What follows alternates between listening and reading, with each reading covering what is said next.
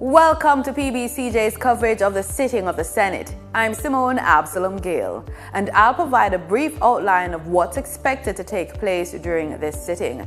But before we begin, did you know that the Senate may, for the purpose of any select committee, appoint not more than 6 members to sit with the members of the House of Representatives as a joint select committee?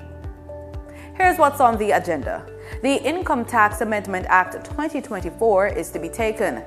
This act seeks to implement a regime to provide income tax credit to individuals who acquire and install a solar photovoltaic system at their primary place of residence.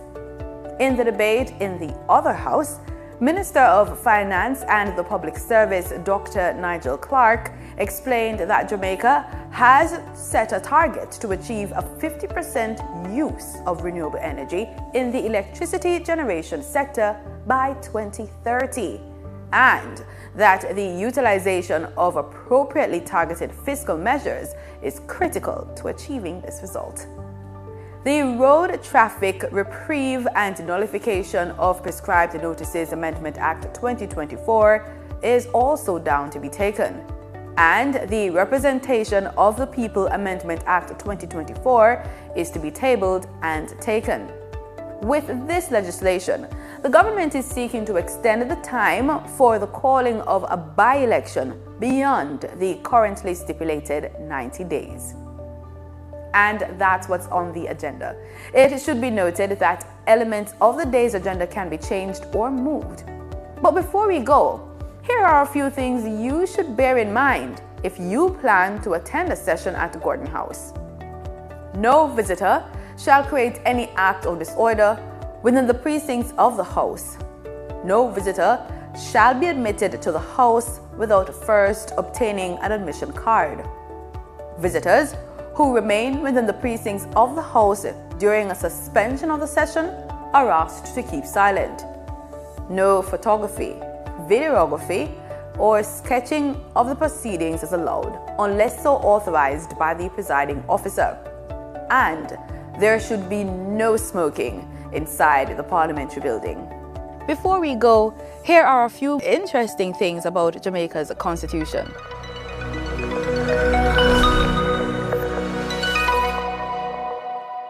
It's divided into chapters. Chapter 1 explains the meaning of terms and ideas expressed in the Constitution and make clear that the Constitution is the supreme law of Jamaica and that all other laws are secondary to it and depend upon it. It states, quote, "If any other law is inconsistent with this Constitution shall prevail, and the other law shall, to the extent of the inconsistency, be void." End quote. Under Chapter 2 of the Constitution, persons born in Jamaica and persons born outside of Jamaica of Jamaican parents have an automatic right to Jamaican citizenship. Chapter 3 provides that every person, regardless of race, place of origin, political opinions, color, creed of sex, is entitled to certain fundamental rights and freedoms. Now over to the proceedings. 2022 and its related Ministry Paper number 39 of 2024. Annual report and audited financial statements of the Real Estate Board and the Commission of Strata Corporations for the financial year 2018-2019. Annual report and audited financial statements of the St. Anne Development Company for the financial year 2014-2015. Annual report of the Jamaica Business Development Corporation for the financial year 2021-2022. Annual report of the Export-Import Bank of Jamaica for the financial year 2022-2023. Annual report and audited financial statements of the Housing Agency of Jamaica Limited for the period ending March 2021. Interim report of the Integrity Commission Oversight Committee on its deliberations on the 2023-2024 Annual Report of the Integrity Commission. Auditor General's Department certified appropriation accounts under Head 19,000 recurrent for the Ministry of Economic Growth and Job Creation for 2020-2021.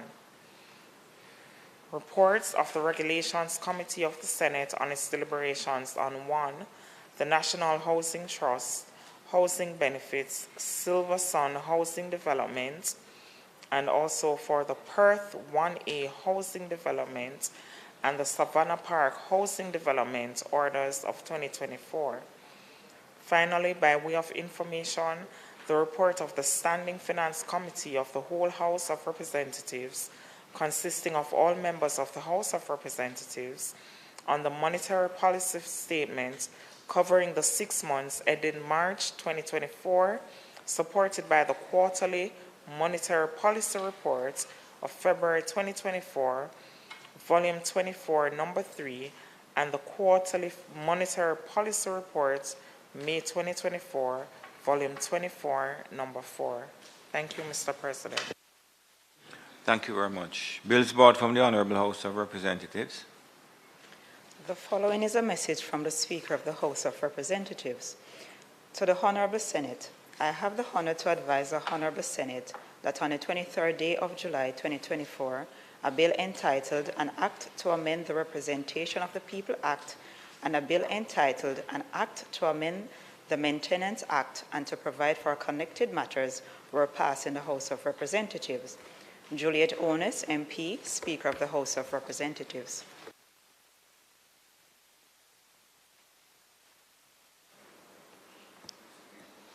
Minister Dixon, I recognize you from a seat other than your own, I think. Thank you. Yeah. Thank you very much, Mr. President. And Mr. President, I signify my willingness to take charge of the bill, and that's the one entitled The Representation of the People Amendment Act 2024. Mr. Samuda, equally I recognize you from a seat other than your own. Thank you, President. Mr. President, I too signify my willingness to take charge of the bill noted as an act to amend the Maintenance Act and to provide for connected matters. A bill shortly entitled the Maintenance Amendment Act 2024 read a first time. And 2, a bill shortly entitled the Representation of the People Amendment Act 2024 read a first time. Mr. President, I beg to give notice of second reading of the bill, and that's the one entitled The Representation of the People Amendment Act 2024. Mr. President, I too wish to give notice of a second reading of the bill entitled An Act to Amend the Maintenance Act and to Provide for Connected Matters. Mr. President, I further beg to give notice that at a later stage today, I will move for the suspension of the standing orders to enable me to take the second reading of the bill and to take it through all its concluding stages. Thank you very much. Petitions, papers, reports from committees.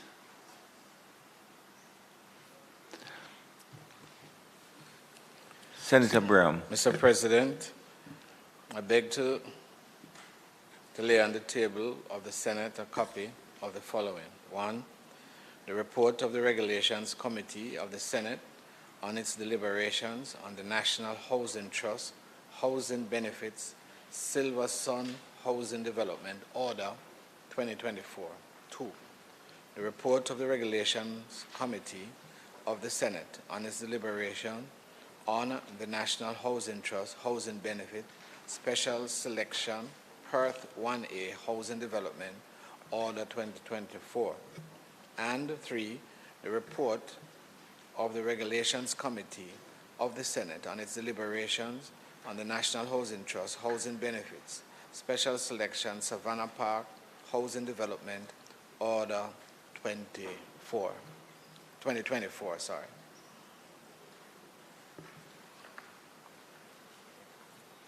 Thank you, Senator Brown. Notices of motions given orally.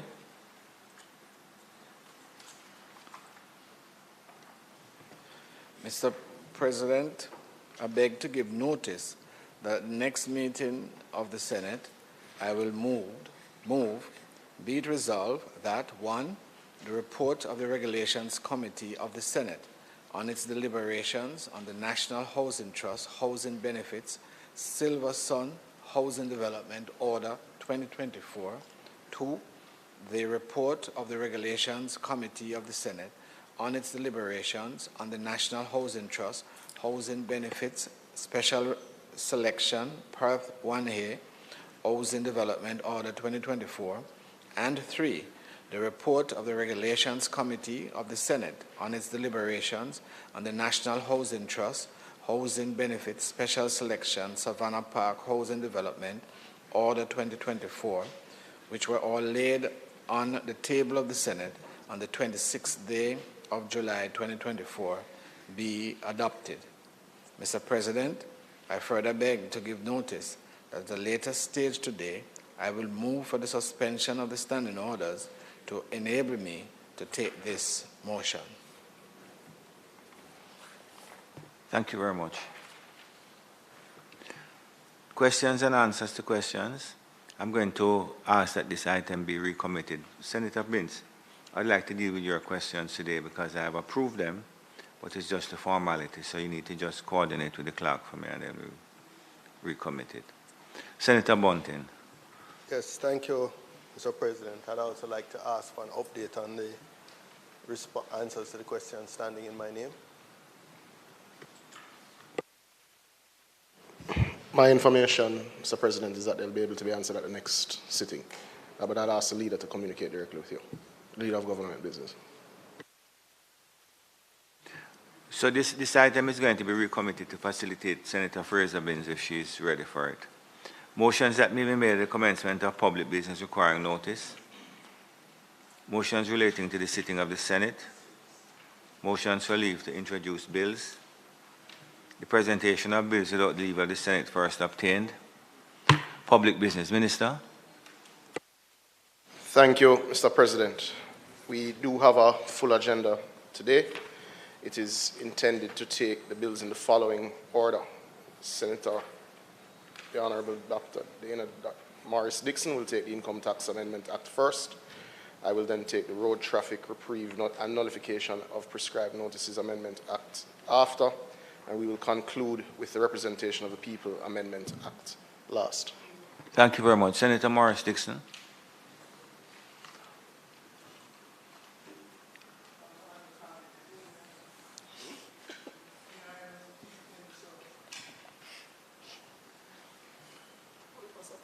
But of course, you'll come to my rescue, right?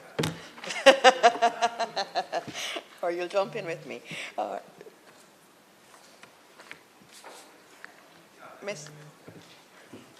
Mr. President, I'd like to...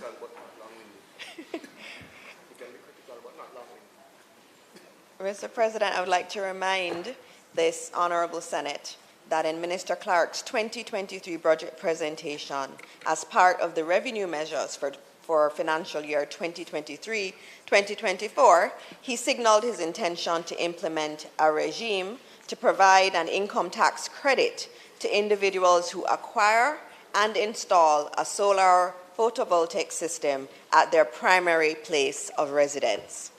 Being tabled in the Senate today is a bill entitled the Income Tax Amendment Act 2024, which seeks to achieve this by setting out the appropriate legal framework that will allow individuals to benefit from this income tax credit. In other words, the Income Tax Amendment Act 2024 is formalizing an important component of the government's green policy. Mr. President, this measure forms part of a much broader goal of reducing our dependence on fossil fuels and substantially increasing the share of renewable energy in our local energy mix. Mr. President, it is no secret that Jamaica has set a target to achieve 50% use of renewable energy in the electricity generation sector by 2030. The utilization of appropriately targeted fiscal measures is therefore critical to achieving this result. This is also a matter of economic resilience. The typical economic shock often has its origin in fossil fuels and a conflict that is unrelated to us in some far corner of the globe. Mr. President, this Honorable Senate will recall that in the budget presentations earlier this year, as part of the revenue measures for financial year 2024-2025, Minister Clark indicated that the government will be reducing the corporate income tax rate for independent power producers producing 75% or more of their energy from renewable sources, from 33.33% to 25%. That's a significant reduction in corporate income tax to those individuals. The objective of the rate reduction is to promote growth within the renewable energy sector by providing a more favorable tax environment and providing more of an incentive for larger scale investment in renewable energy technologies such as wind and solar. Mr. President, the Senate will further recall that the major components utilized in the installation of a solar photovoltaic system, such as the solar photovoltaic panels, solar inverters, and solar batteries, including lithium-ion batteries, are also exempt from the payment of GCT. So as you're hearing already, there are many measures. We're not just saying that we want to achieve more renewables. We're actually putting it in place in terms of policy. Now, these fiscal measures, Mr. President, are proof of the government's commitment to achieving the target of 50% use of renewables by 2030, and the government will continue to explore other measures, fiscal and otherwise, to ensure that this target is met. This includes ongoing dialogue with industry stakeholders, continuous assessment of global best practices, and adapting our policies to ensure that Jamaica remains at the forefront of renewable energy adoption. Mr. President, we are completely committed to the green energy transition in Jamaica. I would like to highlight the broader benefits of these measures, Mr. President. The adoption of solar photovoltaic systems at residential levels will lead to substantial savings on electricity bills for citizens. By reducing energy costs, we can improve the quality of life for Jamaicans and increase disposable income, which in turn stimulates other sectors of the economy. This can lead to the establishment, importantly, of new industries, providing high-quality jobs and enhancing our technical capabilities. And I'm very, very happy to note, Mr. President, that Heart NSTA Trust already has a program in this area. Any young man or young woman from anywhere in Jamaica can go in and sign up for the Solar Energy Systems Installation course at Heart. So not only is the government clearing the way for Jamaicans to purchase these systems, but we're also ensuring that skilled labor is present to install and maintain them. This, Mr. President, is government thinking and executing policy strategically. This is government done right. We're committed to ensuring that the benefits of renewable energy are accessible to all Jamaicans. This includes working on initiatives like this one to support low-income and middle-income households in acquiring and installing solar systems, ensuring that the transition to renewable energy is inclusive and equitable. Now, I'm going to move on, Mr. President, to an overview of the bill. And here it is. And I'll go through each of the areas a little bit more, but before I get there, Mr. President, the bill being tabled today sets out criteria that will enable individuals who have installed a solar photovoltaic system at their primary residence to benefit from the income tax credit.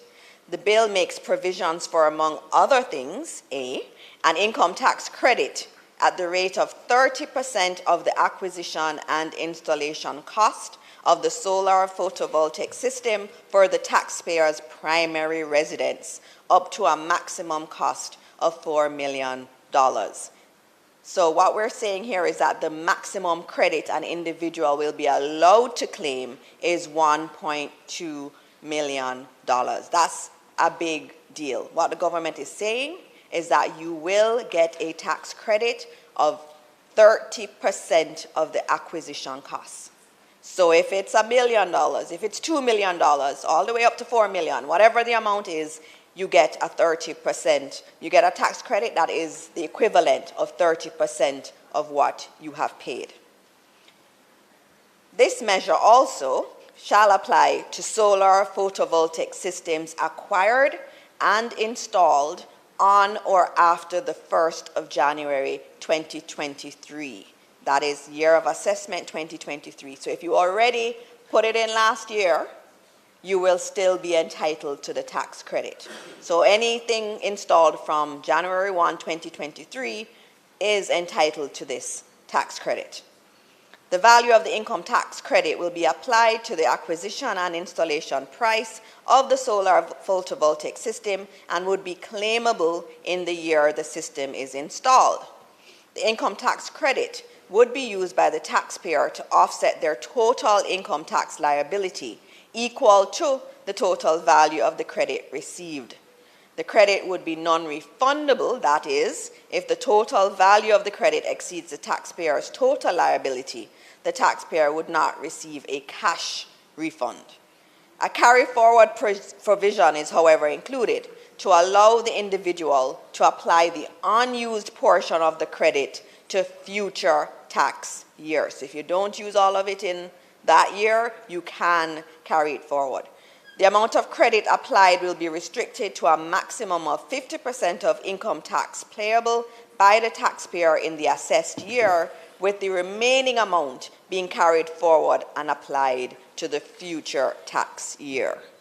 In order to claim the credit, the taxpayer will have to provide proof, which would include invoices and independent verification, that the solar system is installed and is generating electricity.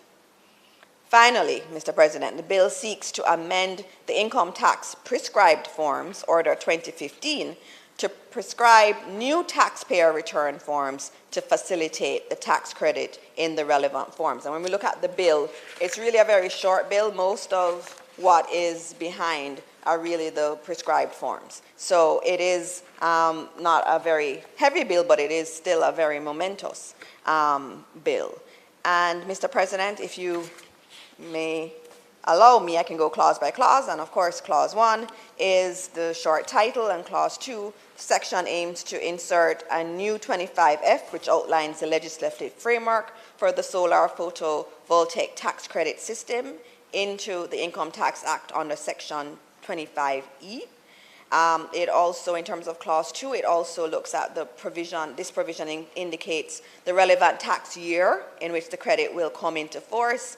This clause introduces the solar photovoltaic system tax credit, and this clause also outlines that the credit shall be calculated at 30% of the value of the solar photovoltaic system purchased, installed, and delivered up to a cap of $1.2 million. And $1.2 million is 30% of $4 million. $4 million is the ceiling that we would look at.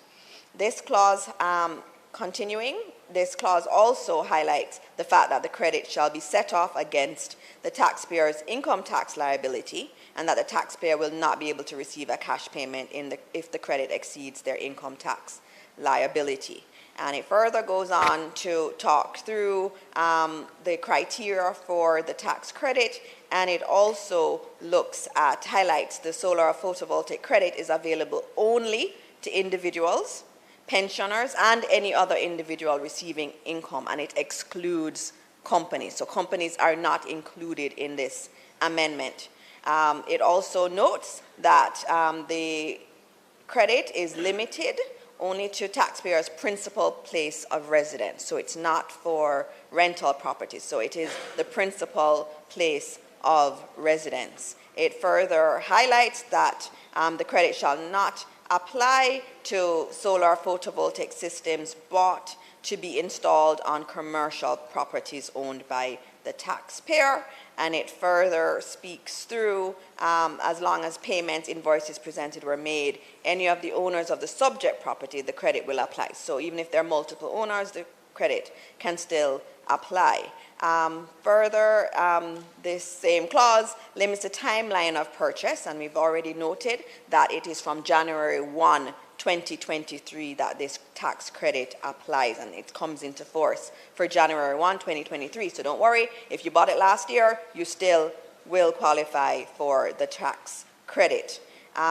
Also, that same section highlights the fact that the taxpayer needs to have the electrical work carried out for the installation of the photovoltaic system certified by a licensed electrical inspector. And this is where we get accountability. We have to know that it is working. It has to be a system that's been installed and is working. The other clauses highlight that the taxpayer must be paid up on their property taxes for the subject residential property in order for the taxpayer to benefit from the credit. I'm actually looking through too to see if there are any other areas that would be important to highlight, and it is also that the taxpayer can only benefit from the first residential installation of a solar photovoltaic system. So if you do it another time, it will not qualify. And I think I can move on from here. I'm just looking if there's anything else that is worth highlighting that I have not mentioned before.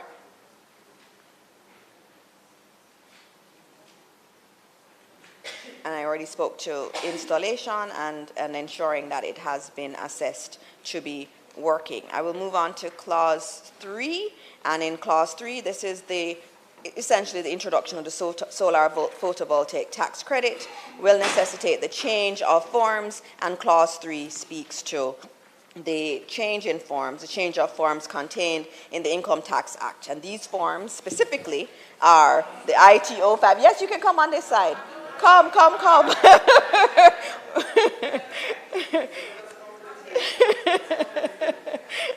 Change of forms contained in the Income Tax Act. These forms are IT-05, SO4, and the SO4A. And I'm very glad to note that you are going to be joining our administration. It's very good to know that. Mr. President, by taking these steps, we're not only moving towards a more green, sustainable, and energy-independent future for Jamaica, but we're also paving the way for economic growth and job creation within the renewable energy sector. Today represents an element of a comprehensive approach to fostering renewable energy adoption, driving economic growth, and enhancing the quality of life for all Jamaicans. Mr. President, I now invite my colleague senators to support the passage of the Income Tax Amendment Act 2024. Thank you very much, Minister. Senator Bunting.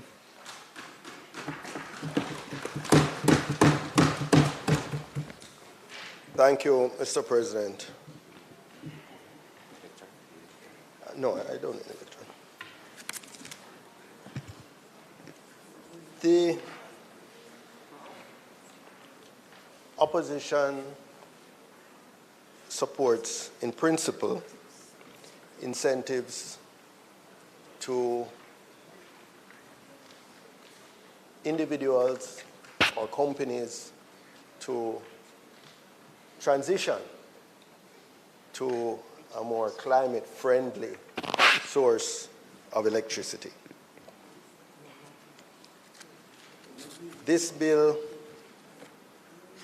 in particular, when you read the Memorandum of Objects and Reasons, will create a material incentive, particularly to middle and upper income taxpayers. Of course, a tax credit will mean nothing to those who are at or below the tax threshold. And even to those earning marginally above the tax threshold, the administrative costs and the effort required by 25F1, the amended 25F1, which requires, for example, that the taxpayer is an employee or self-employed, the principal place of residence is not being used for any commercial purpose. There are so many people now who work from home, who run their little businesses from home, etc., that will be excluded by this section.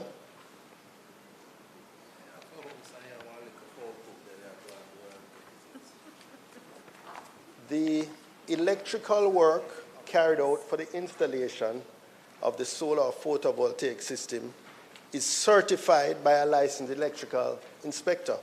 So after they make the effort to purchase the system, to pay for the installation of the system, there will be an additional cost to get a licensed electrical inspector to certify. There are so few of those. And there will be a very long wait. At the time of the computation of the tax credit, the property tax of the dwelling house at which the solar photovoltaic system is installed has been paid up to date, and so on.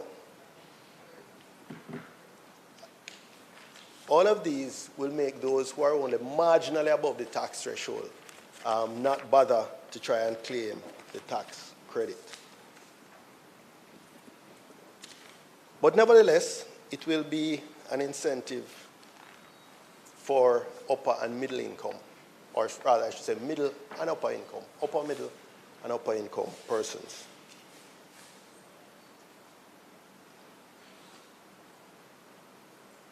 What would have been ideal is an incentive system that perhaps would have incentivized suppliers and financiers to be able to finance smaller residential owners, lower income residential owners, to be able to afford solar.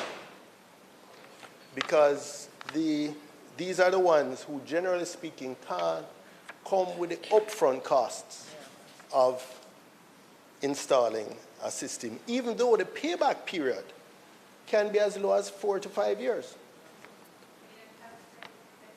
So we know that, for example, I think the National Housing Trust makes an accommodation within the overall mortgage financing for solar water heater, and I'm not sure about solar photovoltaic systems. But that's a relatively small segment of the market. But it would be really good if we could get an incentive that says to the banks, for example, finance suppliers who are vendors of the system, who can supply to a whole housing scheme, then collect over time. And there is some, the banks themselves won't necessarily have to collect from all the customers, because many of the suppliers sell the systems with a service component. So they are in ongoing contact with the customer. They're in a position where they can actually shut down the system remotely if no payments are being made.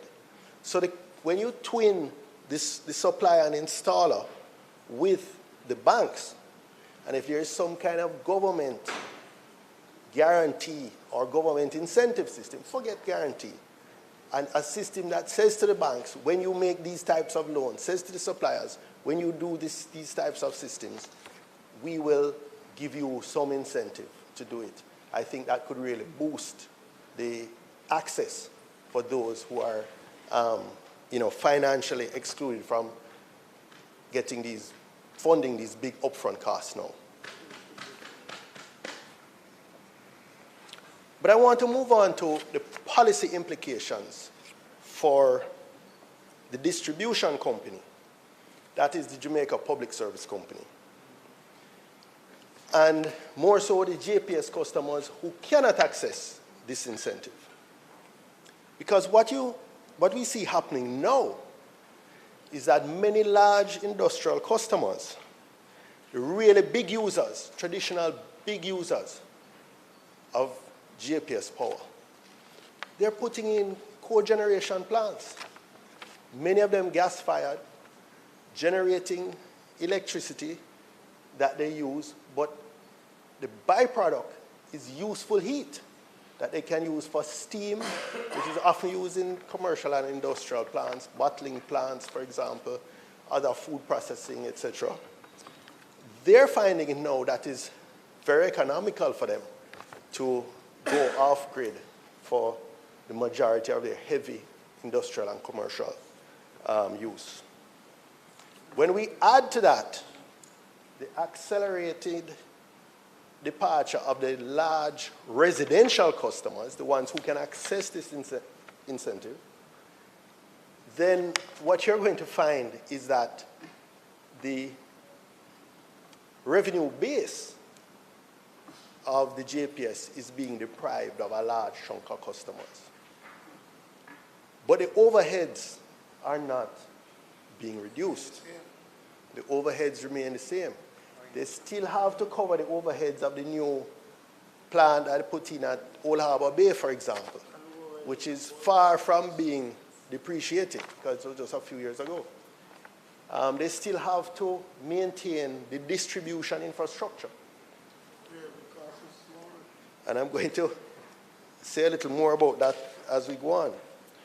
But when the overheads are now distributed over the smaller residential customers, in particular, what that means is that the rate per kilowatt hour is going to increase, or at least be higher than it would otherwise be, and become more unaffordable for these customers. So that's the policy implication that we have not addressed in terms of when we're introducing this in a sort of piecemeal measure rather than as part of our overall comprehensive policy approach with many different elements. As prices increase, the smaller customers will find it more challenging to afford it. The other side of that is that the JPS itself will be tempted to underinvest in the transmission infrastructure. Well, there will be even more incentive now to underinvest in the transmission infrastructure. Remember, the distribution, JPS is really just the distribution company. The generating companies have one customer. So, for example, the company that owns the new gas-fired Old Harbour generating facility, that's owned by the two larger shareholders of the JPS. There are other private producers, private power producers, who sell to the JPS. They are basically in some sort of take-or-pay contracts that they will get paid regardless of whatever, for their 20 years or 25 years, whatever the length of their contract is. But if the distribution company becomes insolvent, the government has to take it back over. The government can't say we're going to go without a transmission. Let the market work. Let the distribution company collapse. That's just not an option. So all our policy, whether it's being operated privately or not, all our policy measures need to be done in a way that ensures that we don't create perverse incentives to underinvest in the transmission facilities and threaten the long-term sustainability of the distribution company. Now, I couldn't be on my feet, Mr. President, and not use South Manchester as an example of what happens when we underinvest in the distribution infrastructure. 3 weeks, 3+ weeks, 3.5 weeks almost now from when Hurricane Beryl struck southern Manchester. Most of the constituency still has no JPS power. Most of the constituency. The entire Grovetown division has no electricity. just perhaps 30% of Alligator Pond, Newport, and Porous have electricity. Porous might be 40%. Many other areas of rural Manchester, but I'm speaking specifically to the hardest hit constituency in Manchester, which was South Manchester. We have the 2 police stations that serve most of the constituency. I would say perhaps 80% of the constituency, or 60% of the constituency, let me be more accurate, are served by Cross Keys Police Station and the Asia Police Station. These have not had power, and therefore they have no radios, they have no communication at all for the last 3.5 weeks. The areas that these police stations serve are huge. Most of those people, certainly most of them don't have power, apart from a few who might have generators. But most of them can't even get a phone call out because the service from the cell phone providers are essentially very spotty, if existent at all. But if they are lucky enough to be able to get a call out, Mr. President, it's to Mandeville or Newport that they have to call. Now, these stations are overstretched because they're the ones having to field and service the calls from the entire parish instead of just the designated areas that they would usually serve. So what we're having and what we have actually seen in the last 3 weeks is an increase in crime in the parish. I think we've had something like 5 murders over the last few weeks. Robberies have increased. Break-ins have increased. Criminals are able to move now with relative abandon. So the implications are many. There's implications for security. There is implications for commerce. The police are asking the shopkeepers and business people to close early because they cannot guarantee them service after dark. Even those who have, because they're so isolated, you know. But probably most of all is just what I would call the general misery of the residents who are going for this extended period without power. And usually that has implications for water as well. Has implications for them getting ready to go to work. Thankfully, school is out now, so that would have even further complicated it. But just going about their normal life, daily life, and dealing with any exigencies which may arise. I'm sure there's very few of us in here, probably only those like myself who were adults during Gilbert, who would have gone 3.5 weeks without electricity and without food, right? No, man, Abka don't know that, man. Abka only read about that. He only read about that. In his experience, that is outside his range of experience, right? So, but I don't want to make light of it. Because when you drive down there, the people are miserable. They are miserable, and justifiably so. And justifiably so. But I'm making the link, Mr. President, connecting the dots between some of these policies that we put in and the consequent performance of JPS. JPS, from day one, I complained about the JPS performance.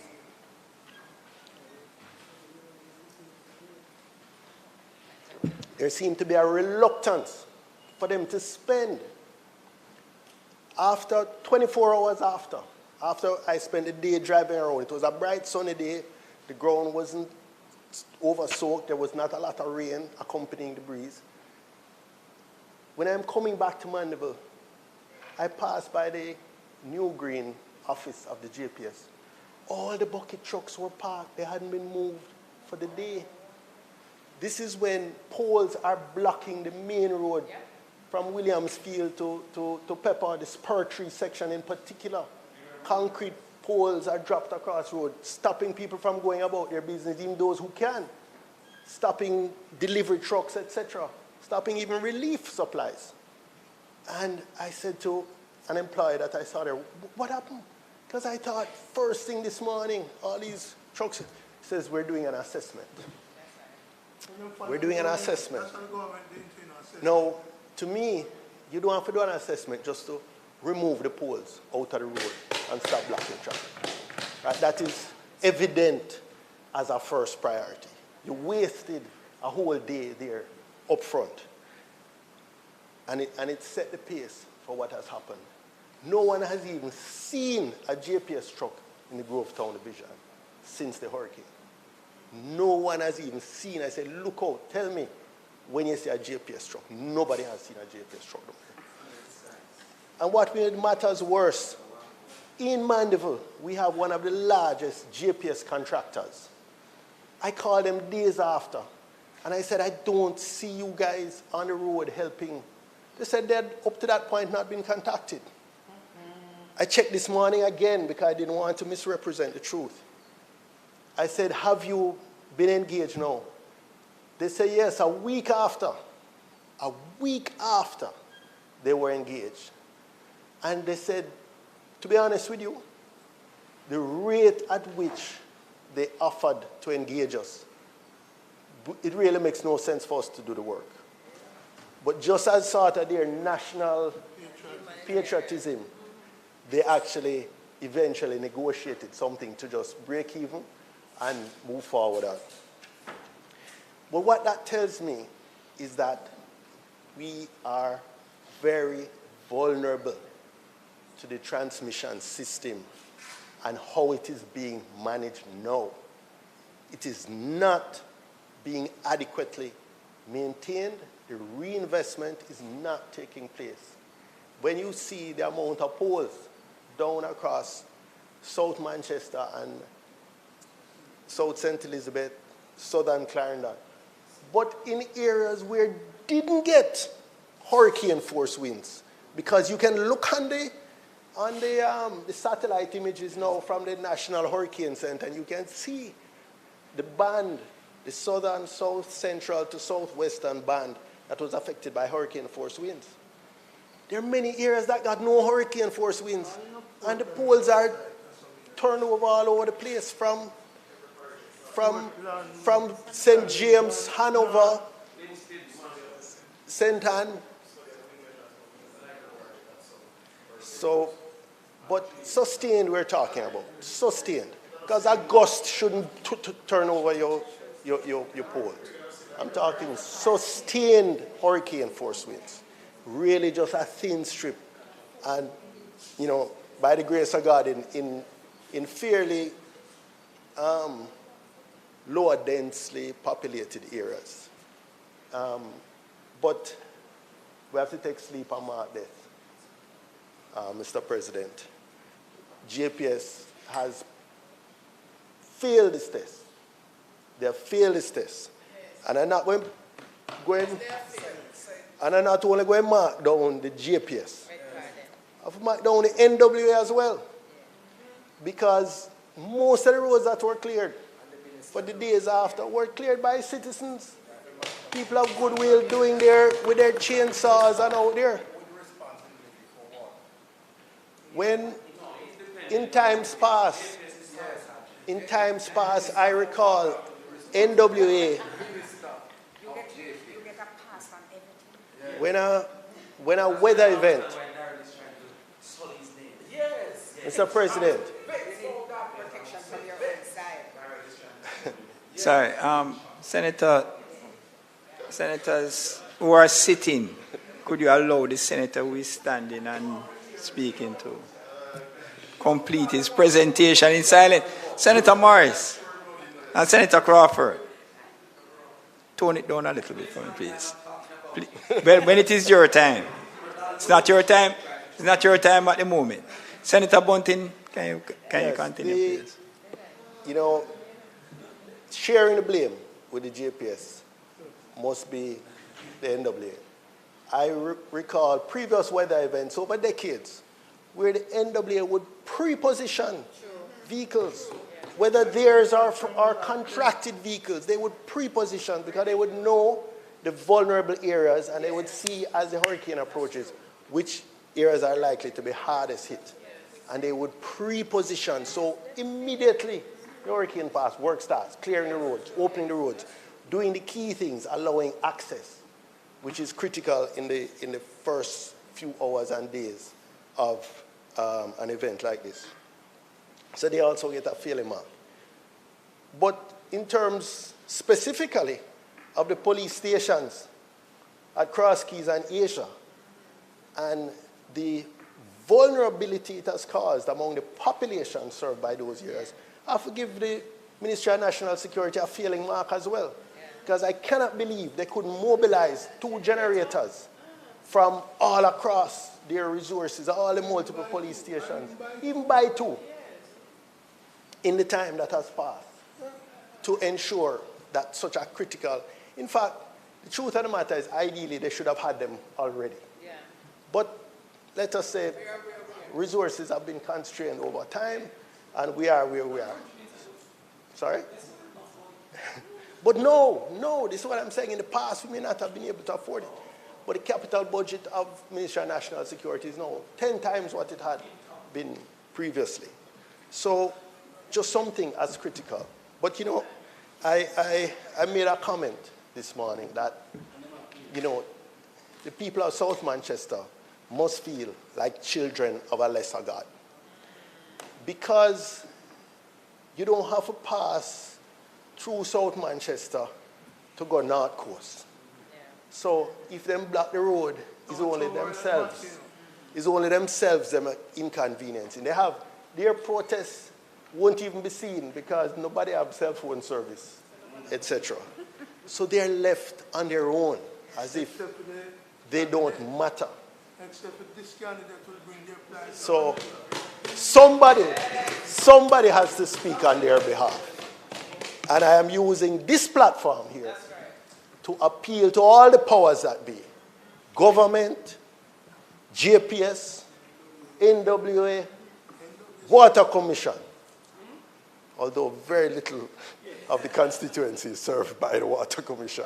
But at least those areas, I'm really calling on them to, though because these people don't have leverage, because they are, you know, are you saying that I might need to speak on their behalf as well? Because because they have nobody in Parliament. They have nobody competent in Parliament to speak for them. Members, I've given Senator Bunting a lot of latitude on this particular bill. So don't interrupt so that it... Senator Bunting. Thank you. So thank you, Mr. President, because I think it was, and I know in your parish there are many who are still without power as well. And I'm sure you are sensitive to that. And even though I may be speaking specifically to South, I am speaking on their behalf as well. And I'm sure you would want to encourage me to that, particularly people in South St. James. But so just to recap, Mr. President, in principle, we have no objection to this bill. However, all these piecemeal measures or ad hoc measures would be better located within an updated, modern policy framework for providing energy, and in particular, electricity to the population of Jamaica. Doing it in a way that is sustainable, doing it in a way that doesn't disrupt either the stability of the grid, the technical stability of the grid, or the economic stability of the grid. Doing it in a way that doesn't favor those who are already privileged in the society economically at the expense of those who are less privileged in the society. Doing it in a way that democratizes capital and facilitates those who may not have the financing or the creditworthiness to take on the debt. But since it makes commercial sense, finding creative mechanisms to empower those. So when we get to the committee, I really want us to look at some of those prohibitions or conditions, let me say, in 4F, because there are one or two of them that I think would be, it would be in the interests of economic justice to change. The second point I made of the three, Mr. President, is that we have to look at what could be the early stages of a downward spiral for the distribution company. If we're going to keep removing, or not if we're doing it, but if the incentives, whether tax or just plain commercial incentives, cause the large industrial, commercial, and residential customers to come off the rate-paying base, then the overheads and all the costs of maintaining that distribution infrastructure are going to fall on those least able to afford it. Not saying no solar, but I'm saying you have to look at all the measures. And finally, as I said, while we might be talking in terms of economic and commercial terms, the consequences of continuing on the path we are without adjustment will mean that next time it will not just be those children of a lesser God, those deep rural customers, those who have the least leverage on government, JPS, society. But it could be much more widespread. If that hurricane had come ashore in Kingston, it would have been, the consequences, it would have been catastrophic. So let us take sleep and mark death, and let us ensure that we start now. We may not be able to make all the changes for this hurricane season, but we start now to put in an appropriate policy for the future and for sustainability and for economic justice. Thank you. Thank you, Senator Bunting. Senator Gill. Thank you, President. First of all, President, I am supporting this amendment to the Income Tax Act for solar energy use and for the tax credit that is being given. And I look at the Memorandum of Objects and Reasons, and it spells out that a decision has been taken to enact legislation to amend the Income Tax Act to provide a one-time tax credit to employed and self-employed taxpayers to purchase and install the solar photovoltaic system at their primary place of residence. The first thing that jumped out to me is the give back of tax credit to workers and to those who are self-employed. And this has been a somewhat of a consistent approach by this government to give back to the working class. And that is commendable, Mr. President. President, for those of us who does collective bargaining and negotiate on behalf of workers to improve their terms and conditions of employment. When we go across the bargaining table and we look at the CPI, the Consumer Price Index, and the cost associated to the use of the workers' disposable income, a great percentage of that cost is on the reliance of food and the cost of energy. And workers keep saying to us that there is this high cost of energy that we have to face that depletes any increase that we have gotten, that erodes our purchasing power. This attempt by the government is a simple means of creating more disposable income on a sustainable basis. And I want to encourage workers and those who are self-employed who can do so to take up this initiative. Mr. President, it provides an immediate reduction in electricity bills. It provides long-term savings on energy costs.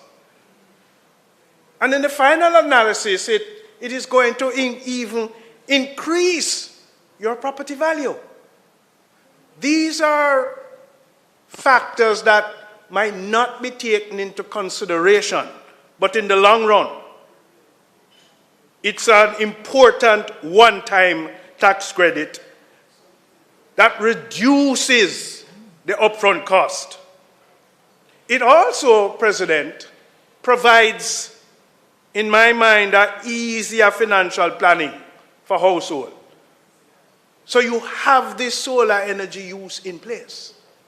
And over the period of time, you can plan how you treat with your own revenue and your own expenditure.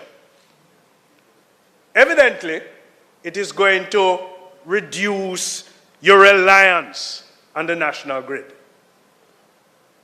Senator Bunting spoke about creating that balance for those who may remove themselves from the national grid and the dependency in the costs from JPS.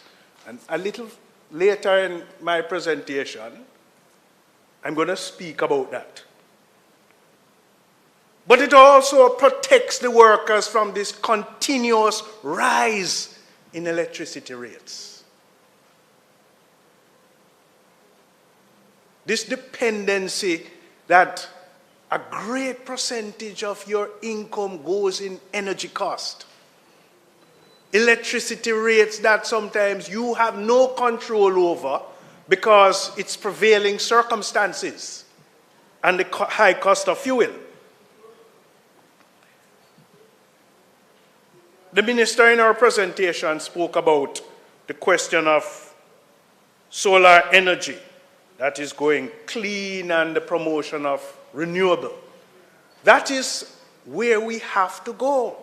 And the minister in charge of water he speaks of the climatic conditions and the protection of the environment. And this is a measure that is taking us there over a period of time. So it is a situation where, President, we are decreasing in our greenhouse gas emissions and more promoting eco-friendly practices. These are things that in the long run, as a country, as a society, we will achieve. The bill speaks to, those areas of competence that are going to be required to treat with the promotion of this solar energy use. And so, President, whilst we plug into the sun for energy and the promotion of the installation of these solar energy platforms.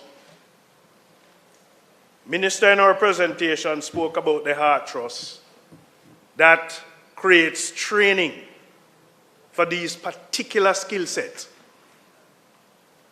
And it must not go unnoticed, because if we promote the use of this solar energy use, we also have to promote the use of the skill sets that is going to be required not only for installation, but for maintenance and repair, and also for upgrade. These are skill sets and competence that are going to be required to fulfill this mandate. Mr. President, today we're talking about those who are, self-employed and employed, and the working class. But this move to solar energy use is going to be critical. It's going to be critical also for businesses and enterprise to boost productivity and not to rely on the relative energy and the electrical cost that is provided. But if the businesses move towards this, and I'm encouraging businesses to promote the use of solar energy within their organization and translate that cost, that expenditure, more to the working class and more to development. It is going to enhance the company's reputation for sustainability, and it creates less vulnerability to power outages. And you would have seen the question of a shutdown of a power outage on the impact on the production line. And President, events sometimes cause us to reflect on how we operate as a society. Beryl, over the past couple of weeks, the society, individuals have reflected to say, what if? Where are we? And that reflection may very well turn us around in how we look forward into the future and how we prepare. Individuals oftentimes, when you have a power outage, is when you go at your lowest. You don't have no light, you don't have no internet. Well, I won't talk about your Man U team. But it is when you have that power outage that you are at your lowest. And look, I hear people say the only time they want to say an orange struck is when the light is coming back. But in this, over the last couple of weeks, JPS, as the main source of power, must evaluate its actions for the future. It must do a clinical and critical assessment of how it's operated, how it has responded, and what it intends to do for the future. And I've said that, events have caused this. President, I want to use this opportunity, however, to commend the JPS co-workers for their response thus far. The workers. The members, some of them are members of my union, and they have been working excessively long hours, 18 to 20 hours a day, to ensure that there's complete restoration of power. I want to commend them. Mr. President, they have moved, some of them have moved from the northern part of the island to take up residence in the southern part of the island to ensure that there is effective restoration of power. It is also a health risk because of the overburden and the long hours, but also the exposure and the response from irate customers. We have had situations reported where they have been blocked in and not have received security threats. Well, they feedback this information to the unions. Mr. President, and I'm hoping that at the end of this, the company will effectively recognize and reward those employees for the contribution that they have done. But we have to reflect on where we are today, the impacts on the effects of this particular event, and to know how we treat with our actions in the future, both as householders in preparing for the hurricane, both as the various response teams that have to be called into action to restore normalcy. But President, this is an important piece of legislation that is moving in the right direction. And yet, Senator Bunting, you spoke about the use of the licensed electrical inspector and the cost associated with it. But when it comes to electricity, I am for the promotion of the use of licensed inspectors. I don't play with energy. I don't play with electricity. If you find somebody that is not licensed, that does not have that level of certification, you run the risk of not only causing critical damage, but the loss of use to fire. And so I urge us, and I urge that, in the application of this use, we'll use those who are certified. President, I looked at the schedule and the prescribed form. Expansive in nature, very extensive. I like the view that it takes into consideration in the application the total compensation that is received for eligibility. Because in some instances, an application of this nature normally takes into consideration your base pay. But it takes into consideration additional revenue. What I want to urge, though, is that, we are promoting this piece of amendment that provides support and tax credit. But I don't like when we pass legislations and pass amendments to legislation, but we don't enlighten the populace about it. We don't create the awareness. We don't advise onto the steps that are required to complete the application so that they can benefit. And we also have to ensure, Mr. President, I want to make an appeal that it has to be the most efficient approach to reach the beneficiaries. It can't be that we are promoting this. We create this appetite of expectation. People fill out the form, and there is this bureaucratic process that is applied.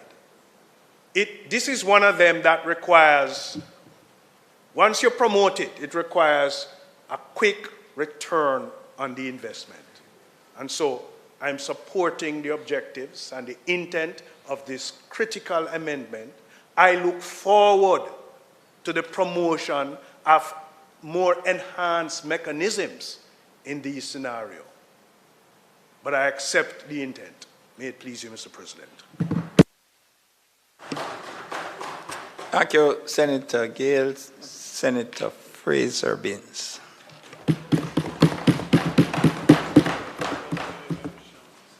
Thank you, Mr. President, and I wish to make some remarks on this bill which seeks to amend the Income Tax Act.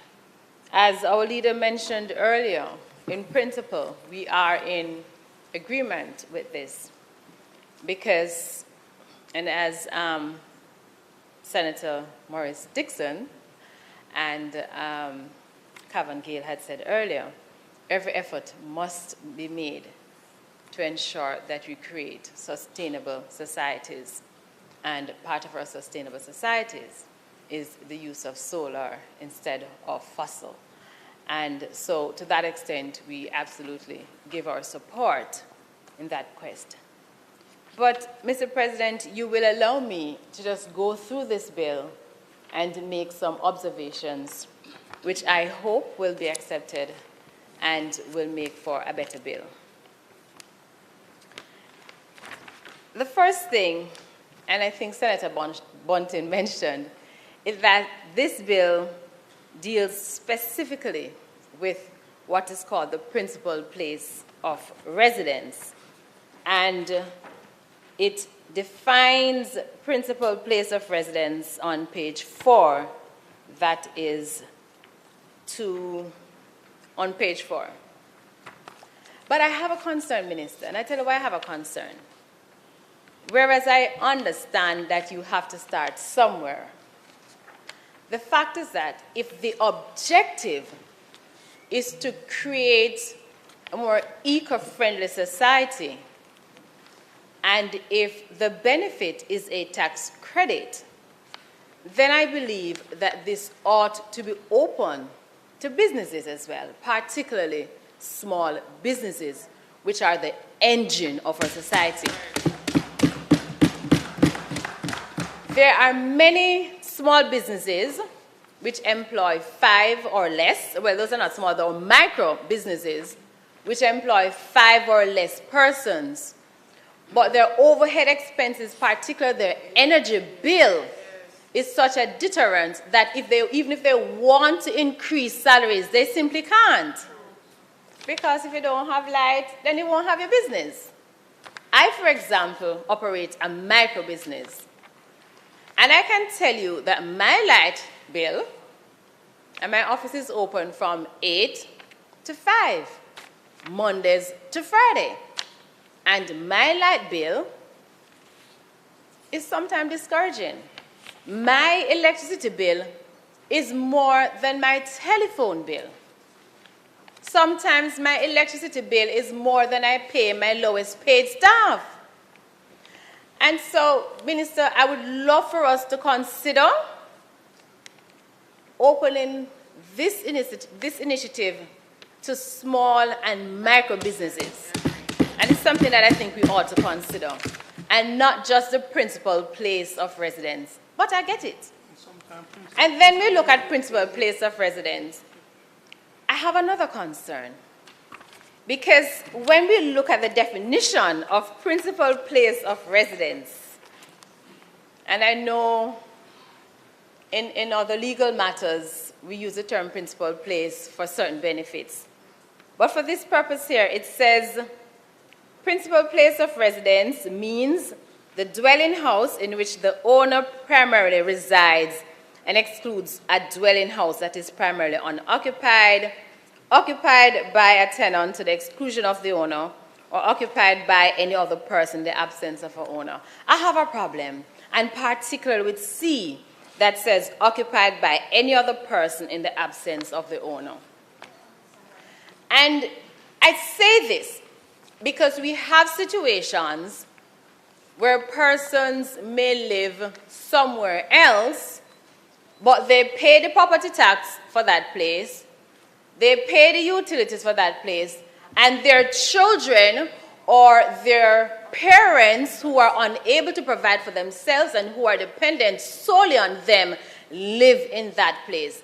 I can't understand why, Minister, those persons could not benefit as well. Yeah.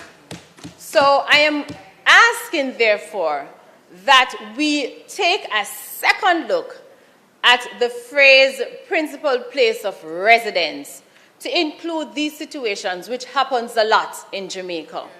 I know there are families who actually, you know, the mother may live overseas and the children live at home with a caretaker or grandparent, but the mother whose name is on the title does not live there.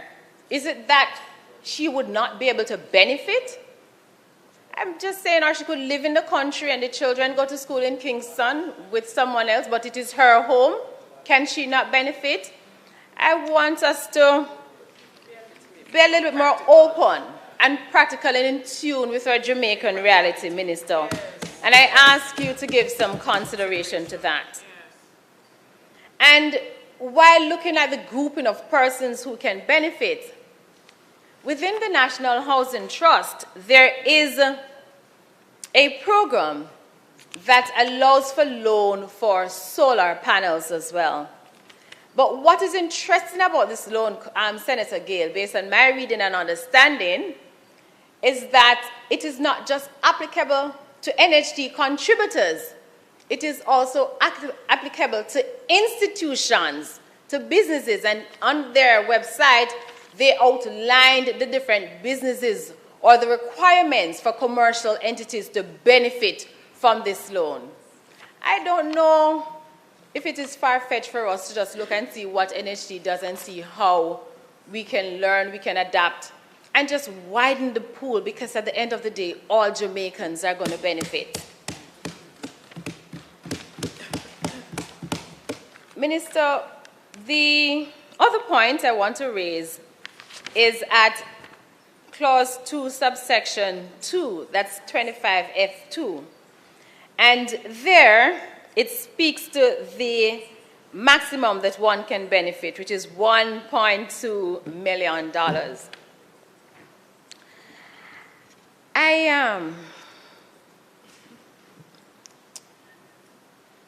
I understand that this is a start. But the last time I checked, Minister, the cost to install solar in a 3-bedroom house is $5 million. And she said you checked the wrong place. That's cheap. Well, you know, Minister, you have just, thank you for helping me. And I guess that was cheap. That was just my price. But the point I'm making is, in a situation, Minister, where you have two owners, in a situation where you have two owners or three owners, and all of them are paying their taxes, is it that each person can benefit up to 1.2, or is it that only 1.2 can be given to the unit? So it is 1.2 to the property, regardless of how many owners, regardless of how much your income is. Again, I believe that is something that we need to look at. But I think what we also need to look at is, should we pin it solely to PAYE workers? You know, Senator Gale says that this is going to protect the workers. And I agree that it will protect the workers to some extent.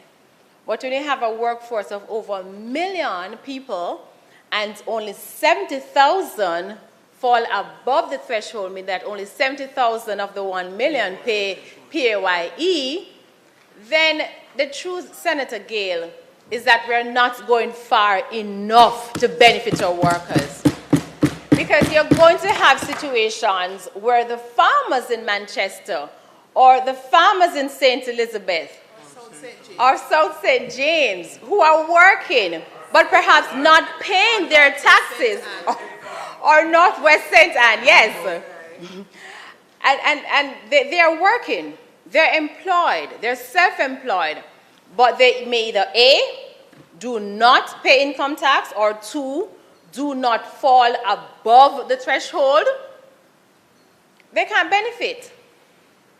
So again, you know, I think that if we're going to create something that is going to revolutionize our economy and really bring into focus this sustainable economy that we seek, then we need to cast the net wide. That's right. Because over 600,000 persons within the workforce, Senator Gill, would not be able to benefit. So I'm also recommending that this is, even though they pay GCT, and some of them actually will pay NHG, will pay NIS, but they just fall below the income tax threshold and they simply can't benefit. No fault of theirs. And they'll pay their education tax. So I believe this is something that we can look at. Again, Minister, I want to find out if persons who benefit under the NHG scheme, the NHG loan scheme, whether they can also benefit under this. I'm not sure. It wasn't borne out in your presentation. Perhaps it wasn't considered. I'm not sure. But just for clarification, I do not see why they ought not to. But I'd love to have some clarification as to whether or not they can. On page 3, we're continuing on at clause 2, subsection 4, page 3. It speaks to the requirement for electrical work to be carried out for the installation of the solar system. And first I want a clarification.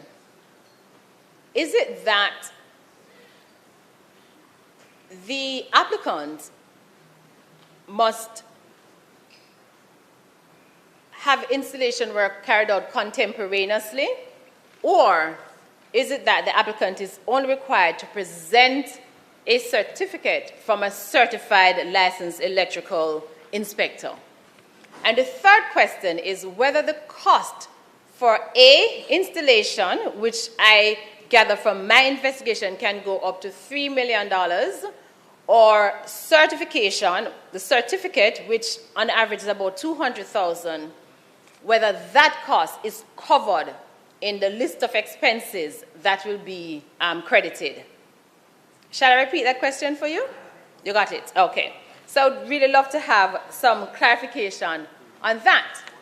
And if it is not included, may I suggest, Minister, that this, in fact, all costs associated with meeting the requirements for the credit, that those costs are calculated and the benefit is applied to all costs, not just the actual cost to purchase and install the solar system. Then at G, Minister, and I have a little problem with G, because at G it says that at the time of computation of the tax credit, the property tax in respect of the dwelling house at which the solar system is installed has been paid up to date. Minister, I support and I encourage all Jamaicans to pay taxes. But you and I know that the Jamaica that we live in is not black and white. You and I know that one of the things that define us is generational land, is family land. And you have situations where a person's name may be on a title, or persons may be able to own property through a common law title, but they do not own the entire property, and the property tax, which covers the larger tract of land, is not payable solely by those persons. So for example, let me break it down. I'm living on a 1-acre piece of land, and on the 1-acre parcel of land, I have my house, Senator Morris has her house, and we may have 4 or 5 other family members living on the 1 acre. But the responsibility to pay the property tax is all of ours. And every month I will give my contribution towards the property tax. But for one reason or another, it's never paid in full because some persons simply do not pay. In that situation, Minister, I would love for you to explain to us, how do you see such a person benefiting, or why should that person not benefit because the property tax is not paid, particularly in instances of family land? Because if this is going to be a deterrent, then I'm going to suggest, Minister, that we go back to the drawing board. There are several ways in which we can treat with it. We can bill it into the tax credits. We can deduct it at the end. You know, there are several ways. But the non-payment of property tax should not be a benefit to this greater good that can impact the country.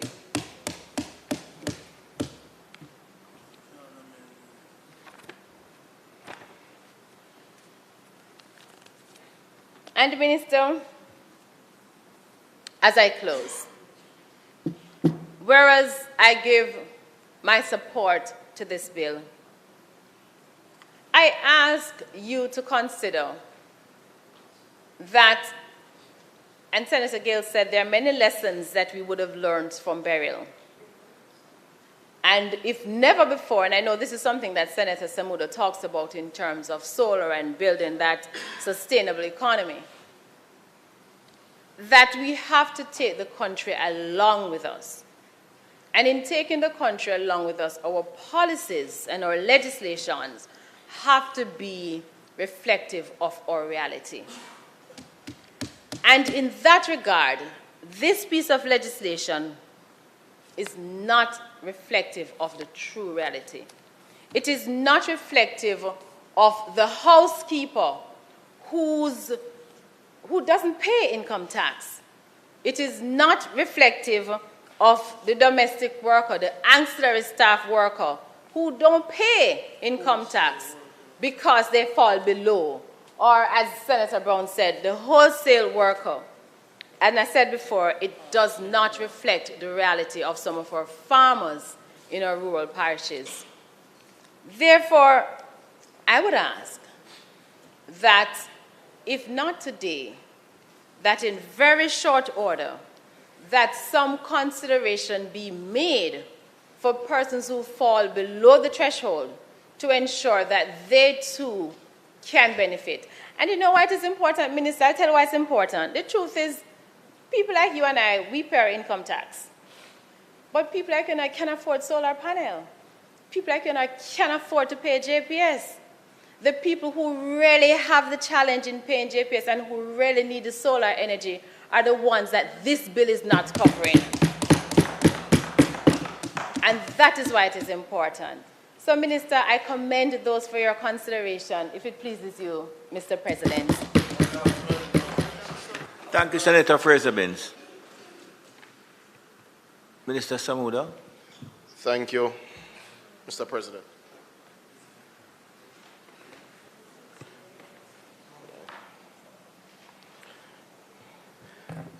Though I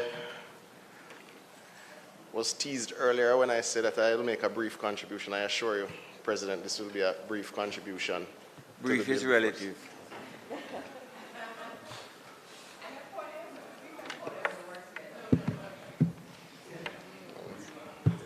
Oh man, it will be short. It will be short.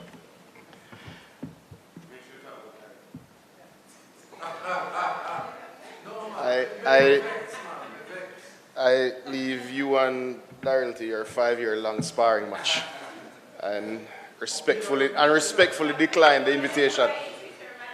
But Mr. President, I rise to support the bill before us. This bill represents a start. It doesn't represent the entirety of the energy policy of the government of Jamaica, but it represents an important start. And it shouldn't come as a surprise, because information relating to how we will manage our green transition is not secret. It is published in many documents that the government of Jamaica has tabled in this honorable House, if appropriate so to do, and has published online on varying ministries, departments, and agencies' websites. And I, for not just the Hansard, but for those who may be watching at home, bring your attention to the following documents if you're trying to understand how Jamaica will decarbonize and will ensure that this transition is indeed a just transition, Senator Fraser-Binns. But that transition is important, and I think just to briefly remember why that transition is important, it is the use of fossil fuels that has triggered man-made climate change, that has shifted our weather patterns, and put us on the front line of a war not of our own making. When one contemplates the changing climate, we have the very theatrical, movie-esque example of Hurricane Beryl that we would have just experienced. Category 5 hurricane in June, unprecedented. Just this Monday gone, the World Meteorological Organization will tell you it was the hottest day on record since we've been tracking temperatures. When one contemplates that you just had a hurricane, but we have water storage facilities not waiting on energy that are not full and overflowing, because the very nature of some of our hurricanes, even with the pressure that you would have experienced, has changed. So you didn't have the sort of rain expected with it. So Mona Dam is not overflowing after a hurricane. It's climate change. We will await the climate attribution studies to determine how much of a role climate change had in a hurricane, because a hurricane is a normal phenomenon and has been tracked for hundreds of years. But what the climate attribution studies will tell us, how much of a factor climate change played in how early the storm came, how fast it strengthened, and whether if it wasn't for climate change, it would have been a tropical storm or otherwise. So that's the sort of studies that you have to do, which is very important for any drawdowns or any such conversations around parametric insurance, etc., because that's how it's evaluated and that's how you determine the role. But anecdotally, I think all in this house, on both sides, accept that climate change is playing a particular role. It is why the government hasn't solely focused on its adaptation efforts, but has made very aggressive and ambitious mitigation targets. Because simply put, you cannot be on the front line of a global crisis, not of your own making, but not ensure that you don't just speak and call on others to act, but you take the morally correct actions associated with emissions reductions. This ticks that box. And I do welcome, Minister Dixon, the comments so far from colleagues, because I think generally don't agree with all of them. I think they're constructive and worthy of debate. But this, colleagues, represents a start in our... Happy birthday, Senator Morris. I was waiting until the motion of adjournment just to acknowledge, but we welcome. It's a couple days after, but we still acknowledge you on your birthday.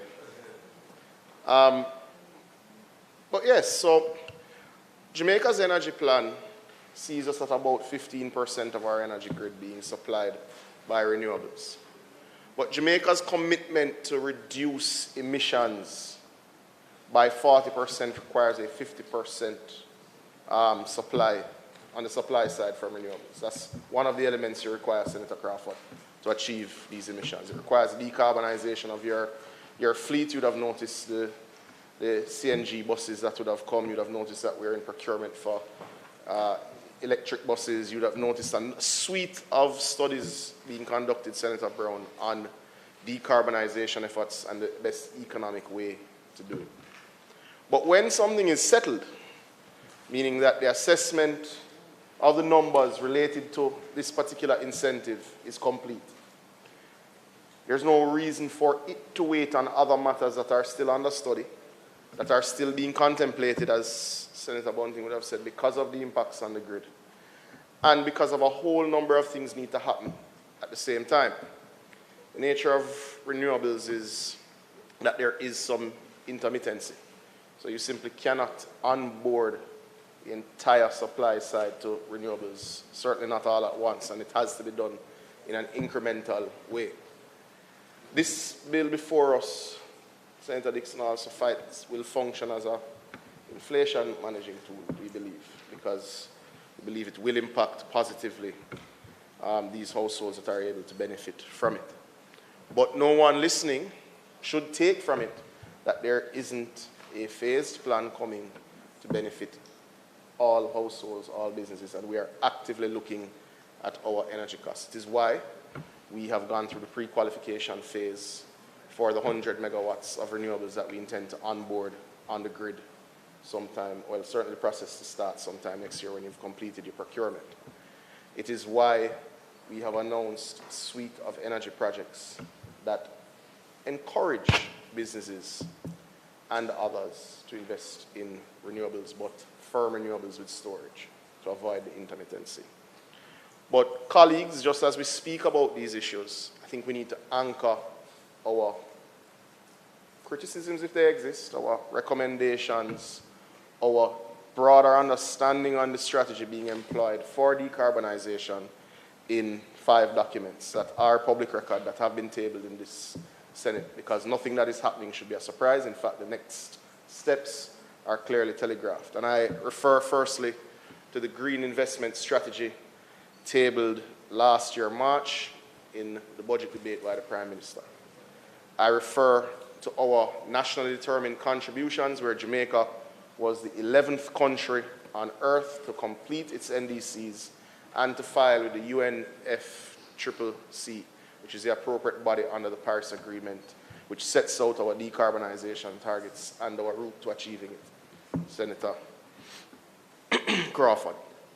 I also refer to the fact that we have opened for significant discussion and comment, and there is wide consultation on the updating of these NDCs, as well as the fact that we are openly consulting with academia, with the private sector, with civil society, on what's called our long-term strategy, which is something that all countries are called on to deal with, which has their mitigation and their adaptation targets, Senator Brown. So these targets are clearly defined, and one then knows to reduce the volume of carbon that you've committed to when you will have to employ particular renewables, as well as when you have to change out particular parts of your fleet, as well as your land use contemplations, how much you're going to protect by when, so that there's suitable carbon capture. These targets are not secret, they're well known, so it tells you when things will have to happen in particular categories of consumption. The other 2 documents that I will refer to, President, would have been tabled last year as well, I believe in March, also during the budget debate. And these are brother and sister policies, the emissions policy and the climate change policy. These clearly, with significant collaboration between the Ministry of Finance and the Ministry of Science, Energy and Technology then, which has become Ministry of Science, Energy, Technology and Transport, have outlaid our targets and our approach to dealing with climate change. And it speaks very heavily to our just transition to renewables and to clean energy. So I invite colleagues to review those documents, because I think they anchor the strategy that we're employing and gives the public a view of what is being done and what is to come. The final document that colleagues should familiarize themselves with would be published on the IMF site, which is our Resilience Fund facility, the RSFF, which, as opposed to a bailout type document, has targets that you still have to meet. It's IMF tests, yes, but you have resilience targets that you seek to meet within a particular time. So looking at those targets, also because the government has signed and bound us all to particular targets of resilience building, which also has significant decarbonization targets attached to it. That will tell you that it's certainly not a piecemeal space, but a conscious effort to do things in an orderly manner that doesn't compromise the grid, because there is real risk on the distribution side. That's impatient of debate. But you have to do things in a particular way, or that risk is exacerbated and can overcome you, which is why you do it in an orderly way. But if you look at the targets in the RSFF on the IMF website, I think that clearly outlines where we are, what is to come, and why particular procurements are underway, and why particular projects have to receive OUR licenses by this time, and that sort of thing. So that gives you a broader view, and certainly should convince all who review these documents that it's not piecemeal, but rather a structured plan that has many, many phases and many, many moving parts. The last thing I will say in closing, I don't disagree with the concerns and with the early impression given or rather the early description of the JPS response, Senator Bunting. I think that's something that all of us as citizens would say you'd want to see a more robust response. There has been some significant pivoting, and I would acknowledge that there is much faster movement now. But certainly for me, who represents, or rather has oversight of the largest customer of JPS, I understand the frustration. What I would say to citizens, and use the opportunity to explain here, the two factors after a hurricane that usually affect your water supply are turbidity and energy. For the most part, in most of our systems, turbidity has indeed subsided. The energy side is the critical element that is missing from approximately 300 of our pumps, Senator Bunting, which serves about 10% of our customer base. Not necessarily our consumer base, because we know there's a difference between customer and consumer base. Now it's only about 600 pumps. It's only a bus can't drive over me. So oftentimes when we discuss customers, which is important because those who pay for services have to be listed, but we do know in Jamaica that we have an issue with non-revenue water, which is persons who access our systems illegally and get water. And that's the case with energy as well. So you will have systems restored. So speaking to customers doesn't necessarily reflect consumers. Now,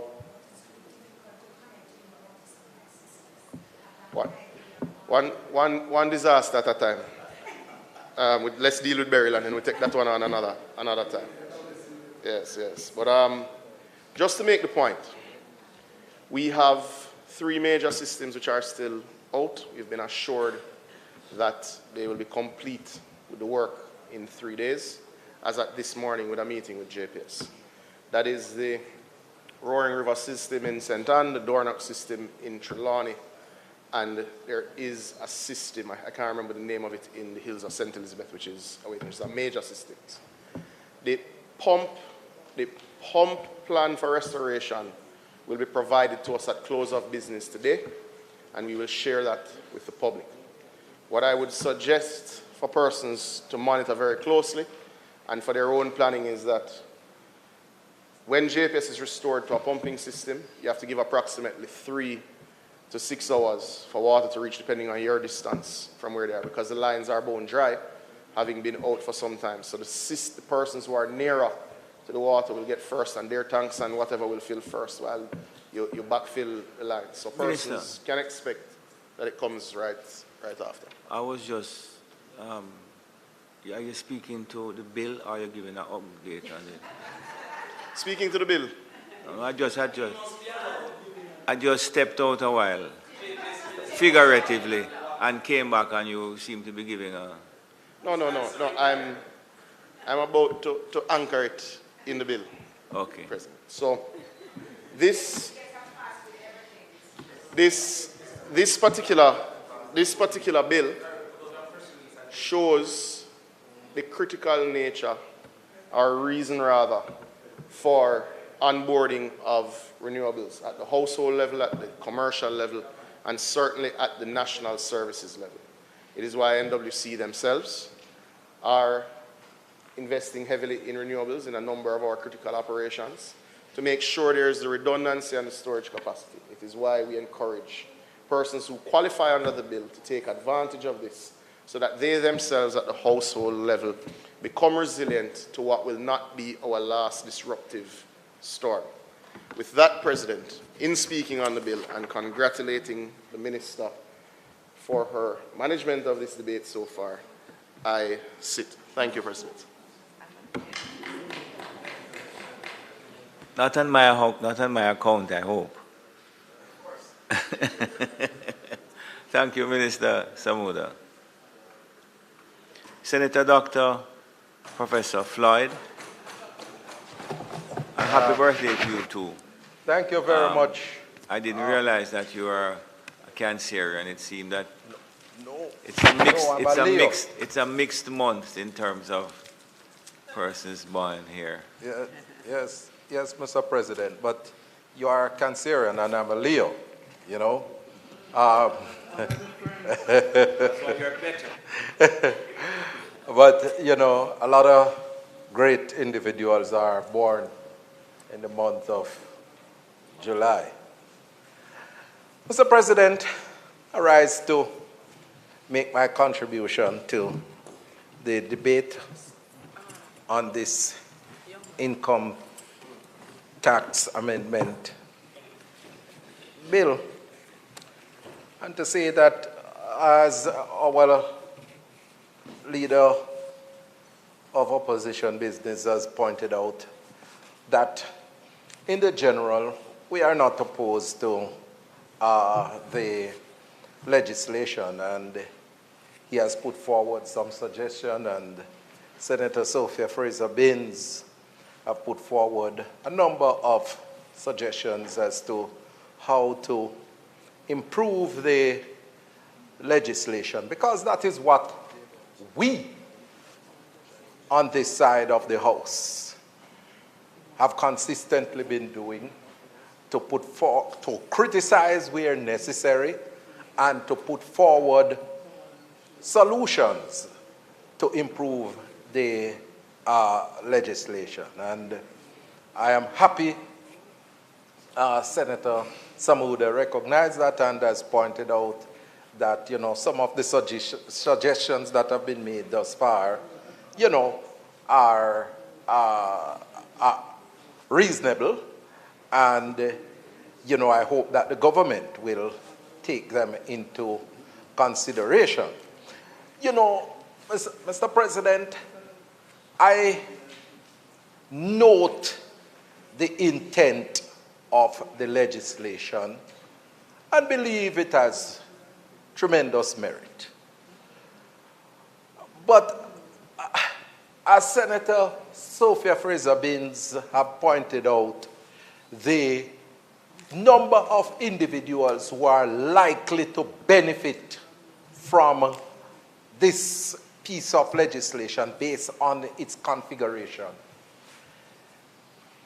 I don't know, Mr. President, upon reading the bill and seeing the requirements that have been stipulated for the employee or the self-employed person to provide to the Commission of Taxes, I don't know how many of those individuals are going to, how many individuals are going to go forward.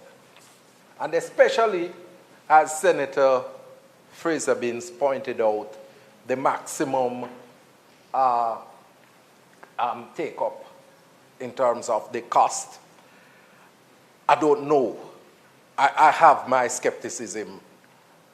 I have my skepticisms there. But, you know, I still recognize the intent of the bill.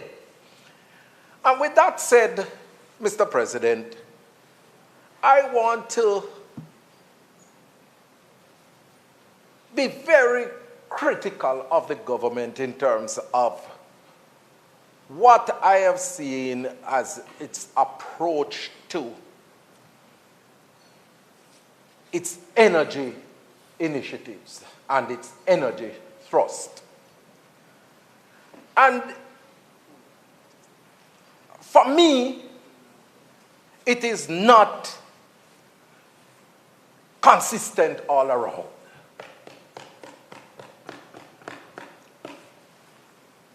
A little, give a little here, give a little there. It's sort of what we would call in Jamaica, what my granny would say, a hodgepodge approach to policy formulation. You choose not to use Yes. Hodgepodge. My grandmother.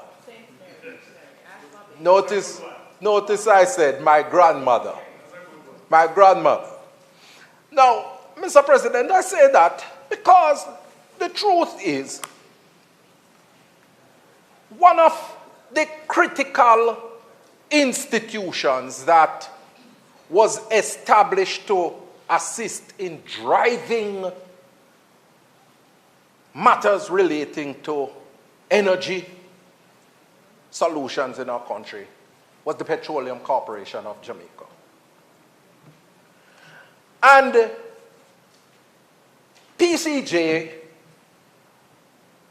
was involved with a number of initiatives that have contributed to the diversification of our energy portfolio, and no doubt have benefited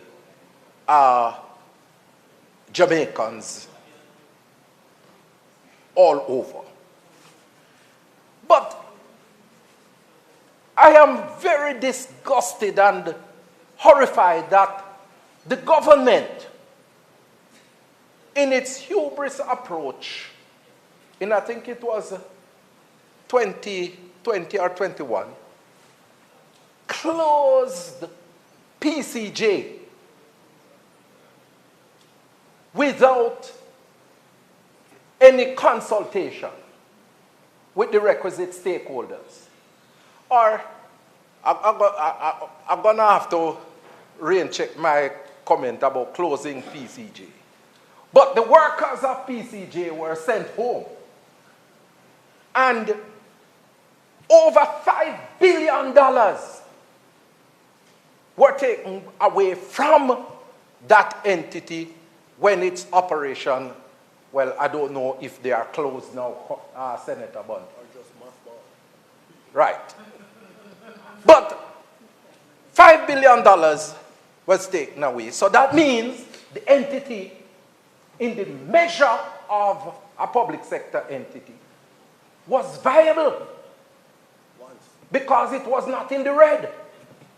They had $5 billion that was taken back from the Ministry of by the Ministry of Finance. And then I understand that they had assets amounting to over $20 billion. So the entity that was set up to assist with the diversification of our energy portfolio and was doing well at what they were doing, the entities, the workers were sent home. And that is why I want to ask the question to the ministers. What is the true status of the Petroleum Corporation of Jamaica? Is it closed? What has happened with the assets of the entity? What is, they own Fonthill property in St. Elizabeth, over 2,000 acres. What is the status of that property? That's the one with the No, that's the one where the oil is in. Okay, but there's one in Westmoreland as well, on the, I think it's the Negril Maras, where there is a lot of peat and so forth. They own that as well. But what has happened to those assets that were owned by the PCJ? And I really would want to know what is the true status, because the government closed the entity and a lot of the professionals that were employed to that entity and had the knowledge and skill set to assist with driving the policy formulation and driving our thrust towards energy diversification. Those individuals had left this, were sent home, and they were not integrated in the general government system to assist with the process. And that is a part of the reason why we are having what my grandmother said, this hodgepodge approach to policy formulation. I use a better word, shambolic approach to policy formulation. And I would really want to know from the government what is the true status of the Petroleum Corporation of Jamaica. We need to know as a country, because the workers were told that it was closed, but yet still information is available elsewhere that the entity has not been closed. So I want to know, and I'm asking through the official channel of the Parliament, what is the true status of the Petroleum Corporation of Jamaica? May it please you, Mr. President.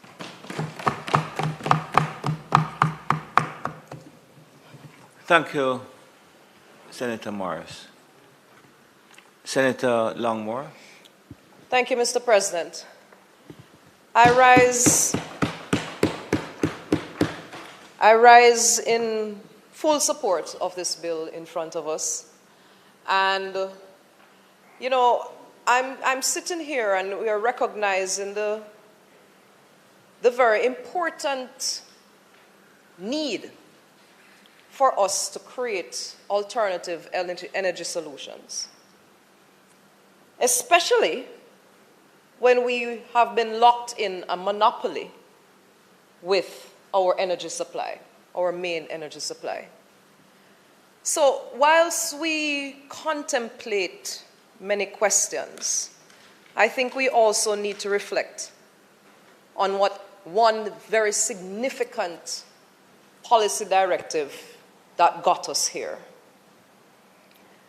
What is happening and what a lot of persons are experiencing out there now, post-Beryl, is a reality that we must come to grapple with. The fact that we are so dependent on electricity and the traditional supply of electricity for our way of life, I think is one that has been brought to full focus. And so I am very happy to have heard Minister Samudo indicating that this is one of the first steps in a suite of responses by the government to address this very significant issue. I want to put on the table officially that we also consider expanding these financial incentives by removing or significantly reducing the custom duties associated with a lot of things that are solar powered. We have now out there power banks for charging your cell phone. And apart from being solar powered, they have a hand crank that use motion to generate the energy to power maybe 3-4 phones or whatever other units at the same time. You have solar powered almost any and everything you can think of that is electronic right now. The small devices, fans, air conditions, generators. Not just generators that are the small, you know, what they call the Delco and that type of generator. You have Delco. You understand? You have solar powered generators that are large enough to supply communities, that are large enough to supply single households, solar street lights. So, you know, while we are contemplating, and like I said, I significantly celebrate this first step, because the country was put in a quagmire and is still suffering the effects of that quagmire in terms of our energy supply. But let us consider that especially Senator Fraser-Binns, for those lower income households who this piece of legislation might not capture, that there are other incentives that we can consider. The other quick little thing that I just want to bring to the table as we are considering energy and energy solutions and so forth, and just for environmental consideration. I just came across something that indicates that the city of Bogota in Colombia has been able to reduce their average temperature by 2 degrees by planting and vegetation. I think that as we are contemplating the realities of our climate, we need to start incentivize these mechanisms. We need to start incentivizing our rooftops having gardens, almost making it a part of our building structure. And just a little footnote, alternatively, Sweden, one of the main ways Sweden sees to the clearance of debris and growth along its passageways is by using herds of sheep and goats, Senator Crawford. They use the natural things. Let me tell you, and very effectively so.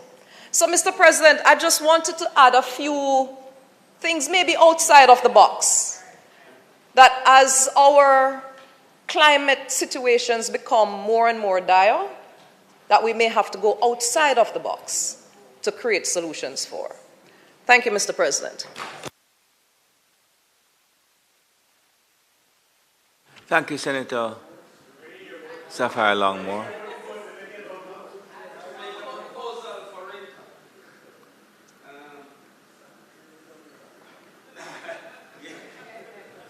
Senator Crawford.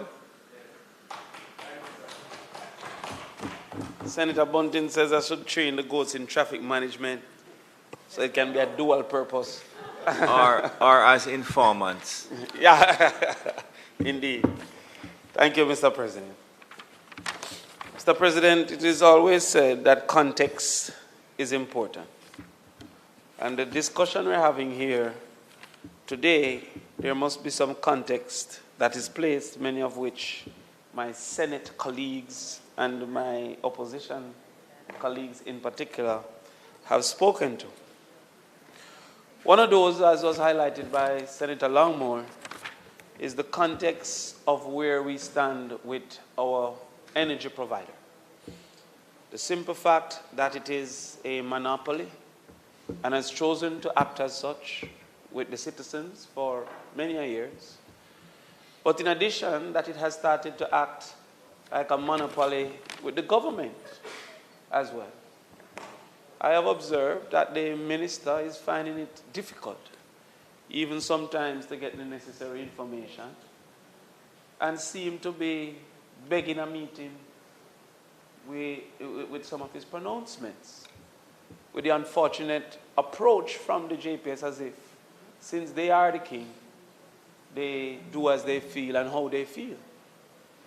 It might seem funny to some who are political opponents, but it's a risk to the country if the JPS thinks it acts on its own accord and answers to no one.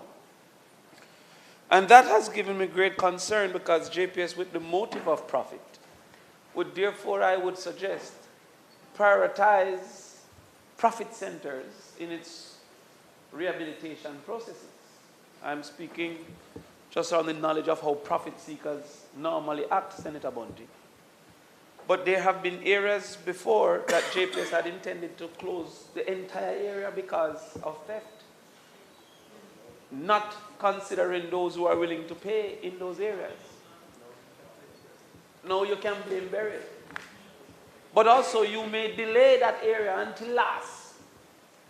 And some of those who are legitimate paying customers,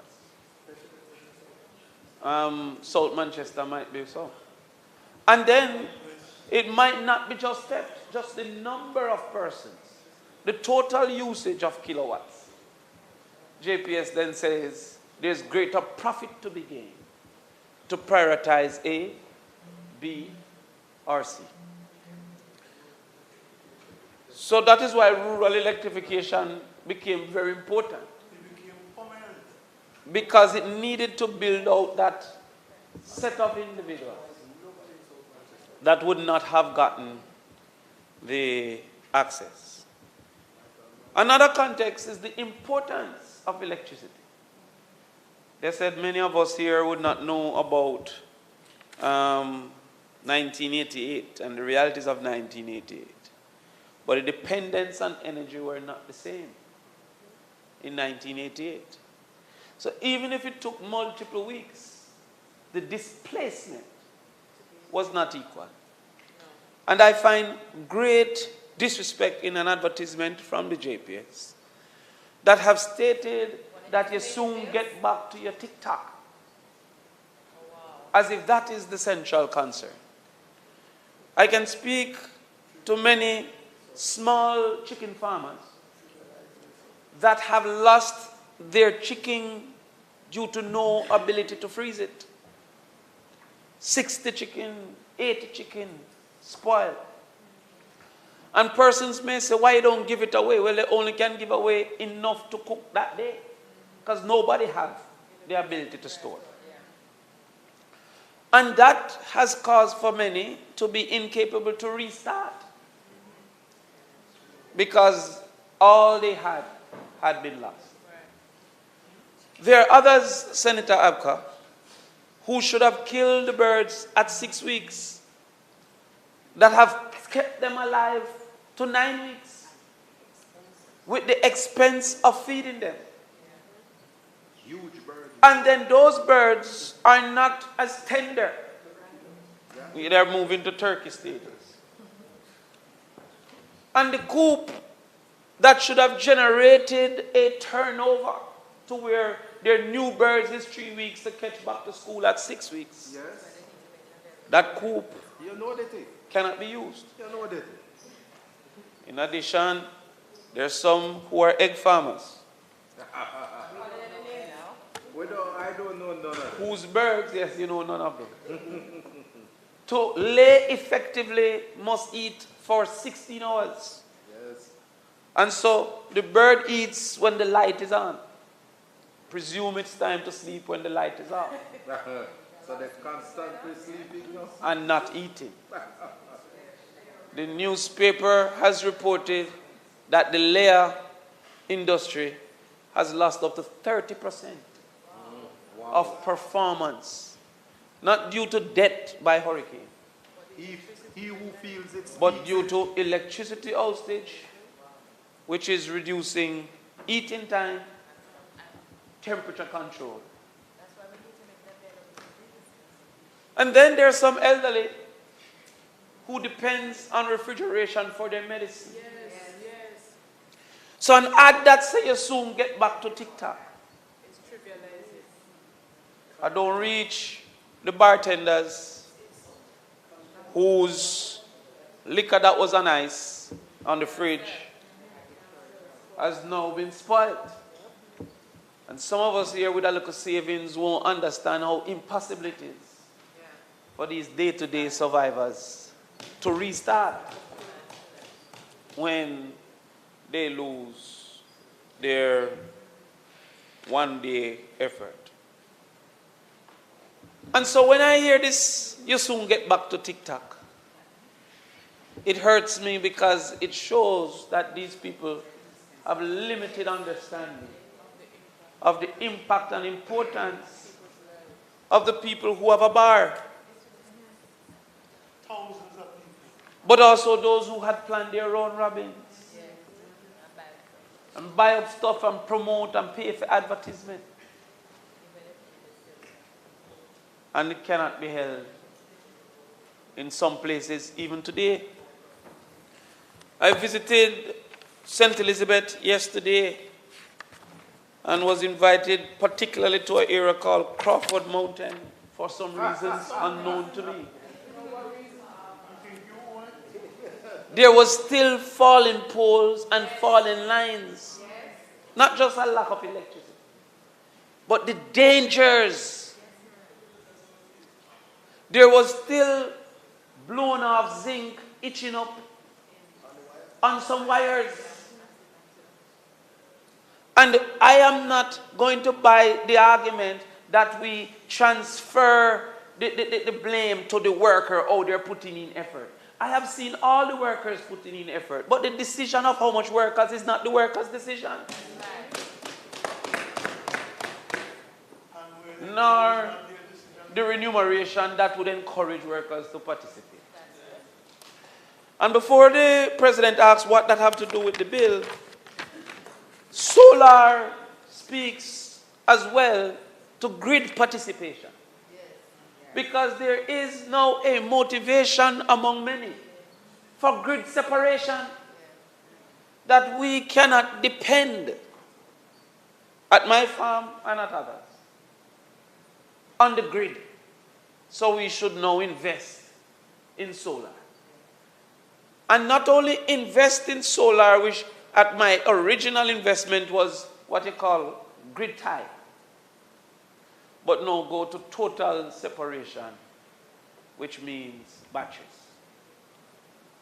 Indeed, Senator Bunting, we need to understand the total direction of the government so that we can analyze the first step. The first step needs to be analyzed in the general strategy. Our athletes are now at the Olympics to deal with it in the way that we have always dealt with it. Speedily and not JPS-like. They don't need batteries. But in an 800 meter, there is a first step strategy that is different from a 100 meter. And you can critique the first 10 meter if it's a 800 because you're saying what they're running so slow or running so fast, knowing what the total is. To put something as a first step without the total, we don't know what is going on. Because we don't know if it's 100 and it should be full speed, or if it's a 800 and it should be chuckling and watching, or if it's a 5,000. It is just being put in front of us here in a piecemeal way. And this piecemeal way calls for us to wonder if this is the first step, how far is the government considering to go? Because net metering would create greater buying than net billing. If there is a fair price at net metering, it also creates great savings because the battery component is the most expensive part of the entire investment. The storage is a more expensive venture than the production. But with that, Senator Bunting has made a very important intervention. The average fixed cost changes when those who are able to afford remove themselves from the grid. So there's the variable component of the energy consumed and the fixed component of the grid maintenance. The problem, Senator Scott Motley, is that the grid maintenance isn't averaged by the individual, one come off and one stay on. It is averaged by the kilowatt usage. So when the large ones come off, each one is equivalent to thousands of small ones. And there's no, as you said, great motivation, especially with LNG, and they're going around and seeking clients. There's great motivation from the hotels. There's great motivation from the food operators. And there's also great motivation from homeowners who are with. The other concern, therefore, is how do we ensure either access to grid separation for those who are of lower income, or maintain grid participation for those who are of higher income. And this bill don't differentiate nor separates that. But instead, it gives a continued approach of curtailing instead of encouraging. There is a current thing with net billing that limits you, Senator Bunting, I think, to 100 kilowatt if you are a company, and then even less if you are a household. The third context is the institutions that are important. I can speak to Linstead Hospital, who was without electricity for almost 2 weeks. Where is Linstead Hospital? It's in Northwest St. Catherine, the bastion of the People's National Party.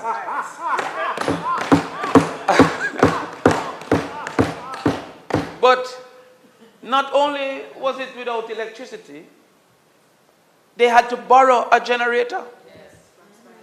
From Spanish. Wait, you know about it? Yes. It was only new. I was surprised. Okay. They had to borrow a generator. And also had to close some offerings because the generator wasn't to size to sustain all those areas. It might be sensible within the context of climate change that we should make some of these important entities grid independent.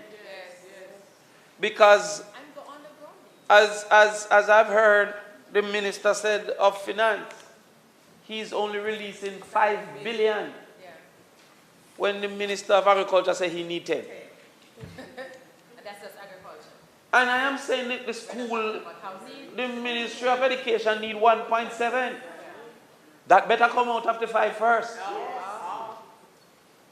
And then you have the Ministry of Labor and Social Security.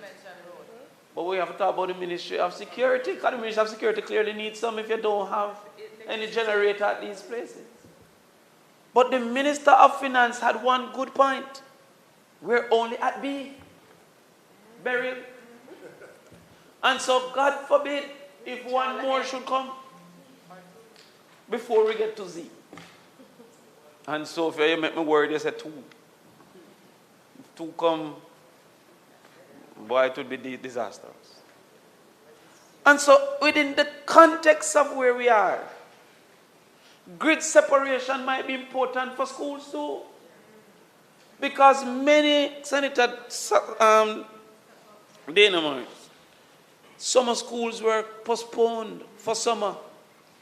Summer schools that were supposed to carry high school students not at literacy level to literacy level was postponed due to cancelled, basically. The minister said postponed, but we are at the point of cancel. Preparation classes for 7th graders who are coming from PEP. And even for those schools who continued, some communities are incapable of sending out their students for the financial purposes and the other realities. So if it is in our intent to encourage the usage, the first thing is that this only allows 1. I didn't see it, Senator Morris, and you may inform me if I'm incorrect, if it is 1 within a space of 10 years. Because many of them they need replacement. The battery life might be 15 years. The inverter might be 5 years. Is it 1 in a lifetime? Is it 1 till I move to a next house? It's just 1 under my name. 1 as single day man and 1 as married day man. 1. Wow. So I can divorce, remarried, and get 1 more. That's a disappointment, you know. I would have used it as an excuse.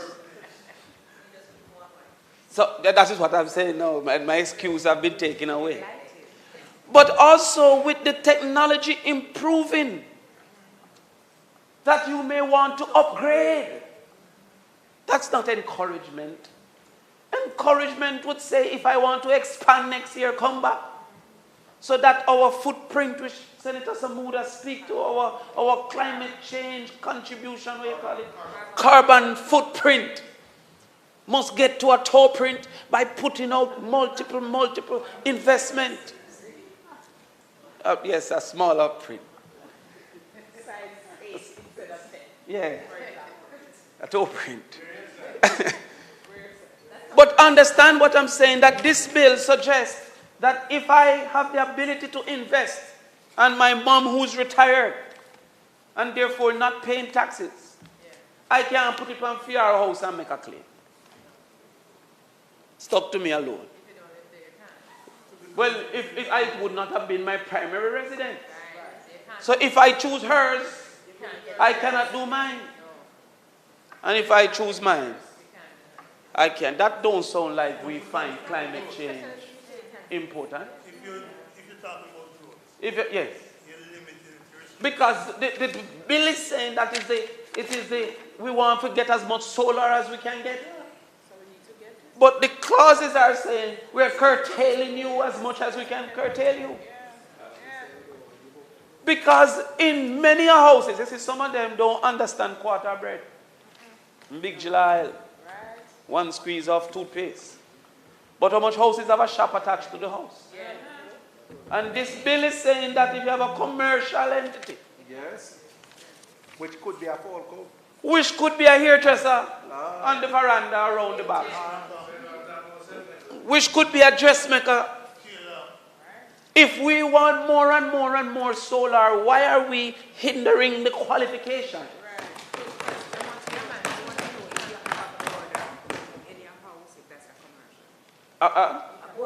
Yes. Yes, it would be. Yes, you're renting for income. So the whole of Augustown can't keep none. Mona can't get any.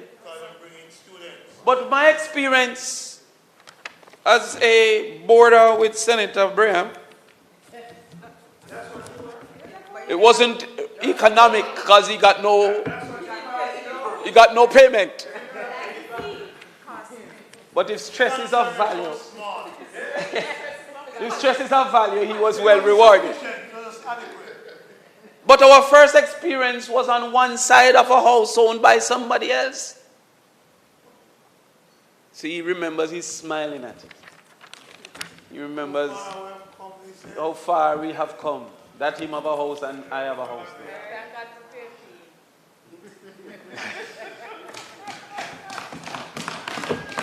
I will not allow such brave slander. Yes, in Patrick City. We then also have a multiplicity of persons who don't have titles for their land. And at some point, even if we never have light, we wouldn't know the time. Okay. President, time being 1:20, I ask that the Senate be allowed to sit beyond 1:30 to complete the business of the day. Members would have heard the question. Those in favor? Against? Thank you. Sorry, Senator Crawford. Thank you, Mr. President. Mr. President, should I just ask for Senator Crawford's extension from now? Because it seems to be... I'm not considering no extension today, so okay. Everybody try to fit within the time. You see, you didn't defend Senator Samuda when they talk about why NWC don't carry water. It's only me have strength for you and Minister Bar. I don't know what defense. Yes, and I'm in full defense today. Yeah. Because we cannot get water without the pumps working. Absolutely. Yes. Well, maybe the pumps should look at solar too. But there is... Not Matthew's fault. I am defending Matthew for 8 of that. But importantly, if our intent, because water is treated as life, yet our reliance of energy, somehow we haven't started to treat energy like we treat water. Senator Samuda educated me that persons who don't have legitimate papers for their property can get a letter from JP, etc., to get access to water. Yet this proposal, which can provide access and affordable access to energy, indicate that ownership is almost the only strategy. Renting don't create a strategy. You can't get a letter from the person who rent you the place to say, I am going to invest in this solar, and when I am leaving, I take it with me or you take it out of my rent over a period of time. There can be no arrangement because it is limited to ownership. It is movable. They don't have solar, you know. This president don't have any solar. Yes, he doesn't believe in climate change. That's you see here that the taxpayer or any other owner of the taxpayer's principal place of residence made payment in respect to the purchase. Now, I wanted to understand if this meant that if a couple exists, Senator Bunting, could both individuals make a claim up to the maximum? Or is it one individual that could make a claim? So the maximum is 1.5, I think it is, or something like that. If I'm 750, could my wife be 750 and the two of us claim? Or is it one that can claim, even though we share a household and we share the income? We have to check that. That is my, I need to understand that. Because I think Uncle Ransford Graham have set all the JLP on me with this married thing. You know. It's a lobby, constant lobby. All components of the system. And I appreciate Clause E because it is grandfathered in for the 2023. That persons who have done in 2023. If a person currently have solar that has been before, are they able now to do their first new one under this system? And would they then qualify under this new system? That is important for us to understand as well. So, in general, I think that those concerns are important. In particular, separation of school, police station. They might be off-grid by us having full solar, maybe the government's intervention, schools in particular. And there are still communities that have received restored electricity that is still undependable. For some reason, it's cut off every day. And also, where do we lie in the total realities of our society as it relates to JPS role, the grid participation, grid separation, and how people go about that. So these are the general concerns, Mr. President, that we have, and we hope that those will be rectified before the implementation. Thank you. Senator Crawford, when you said, what is the phrase that you use? Grid what?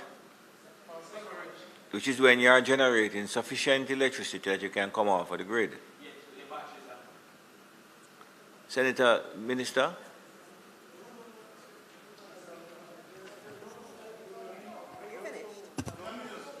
No, Senator, that's your fault, you know, Minister Dixon. Nobody. They're going on the next bill. They're going on the next bill. Mr. President, the opposition has declared support in general and in principle for this bill, and I am part of that opposition. But permit me, Mr. President, today being the 26th of July, to recognize the heroes of the assault on the Moncada barracks 71 years ago, which led Fidel Castro at his trial to declare, history will absolve me. And Cuba certainly has developed a very good energy policy from which we can all learn. But I support and celebrate the Cuban people on this holiday that they enjoy today. Mr. President, having put the Moncada barrack attacks out of the way, what I have not heard in this debate from the government is how many persons will benefit from this. Because you must anticipate it. It was pronounced in the budget last year. And if it comes this year, taking into account some of last year, the government must anticipate a revenue give back, as Senator Gill described it. Or will this be a nice, well-intentioned bill like the one last week, but have no effect? And there can be no doubt that those who are able to go solar benefit. I've seen businesses, church, individual workers who are able to afford it, pay costs, who survived the hurricane and was charging people's phone because he had invested some of his redundancy money or some of his retirement money into solar roofing. And he lives, John Gabby, near Farmtown in Northwest. Also, Bonnie Brown, a chief delegate of mine, who lives in Brownstown, an electrician who invested several years ago. And they speak of the success and the benefit of going solar. If you're going to give back to more than you're giving back. I don't know how many you're giving back to. We're picking a number out of that because the conditions that Senator Bunting, Senator Morris, Senator Crawford pointed out, Senator Fraser Binns, are so, it's like the red tape. And what is being asked for is the red carpet, not the red tape. Too many loops to overcome. This is like 100-meter hurdles. If you slip, you're going to fall.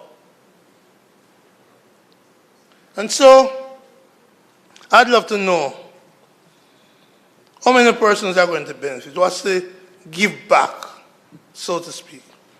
Because you see, President,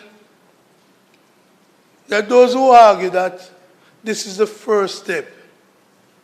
No, this is not the first step. Renewables. This Senator Samuda, maybe just a small step, a tiny step, a beanie step, but it's not the first step. Oh. If the member wants to yield, fine. If not, yes, go ahead. And I'm not going to direct. Go ahead. No, so I did mention that the grid is supplied by 15% renewables already. I made the comment in terms of first step related to the income tax beneficiaries for households. That's in the context I made it. But since the people of Jamaica are listening to us in this debate, it's important that they know that this is not the first step. And you have clarified that what you meant. It's a small step. But when we look at Wigton Wind Farm and the solar project in Clarendon and Westmoreland and the efforts of previous governments to take us to renewables, you know it's not Senator Langmore who's not here. It's not the first step. And it's important to correct history. There are many efforts put in by successive governments to move us to a higher level. The criticism made in the other place by the Shadow Minister on Finance, Julian Robinson, is that for the 8 years of this government, its approach to renewables have been too slow, and that the momentum leading up to 2015 has been lost. We want you to be excited like Kamala. We want you to be as excited. We have lost that excitement for renewal.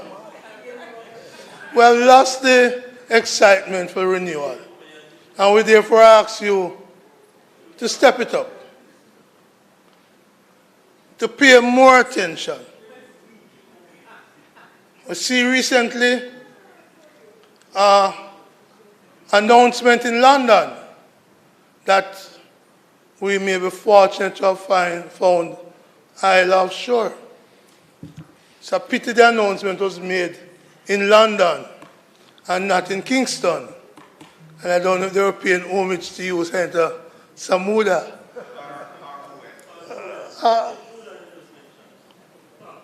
Julian, Marky G born near Augustown. Not only that him born near Augustown, he has no more favorable rating than Andrew Onis. Let that sink in. Let that sink in. Where's Charlie? Because Charlie used to beat up Marky British. But the more you beat up Marky British, is the greatest favorable rating win. Mr. President, I just want to, in closing, address the point raised by my colleague, Senator Cavan-Gill.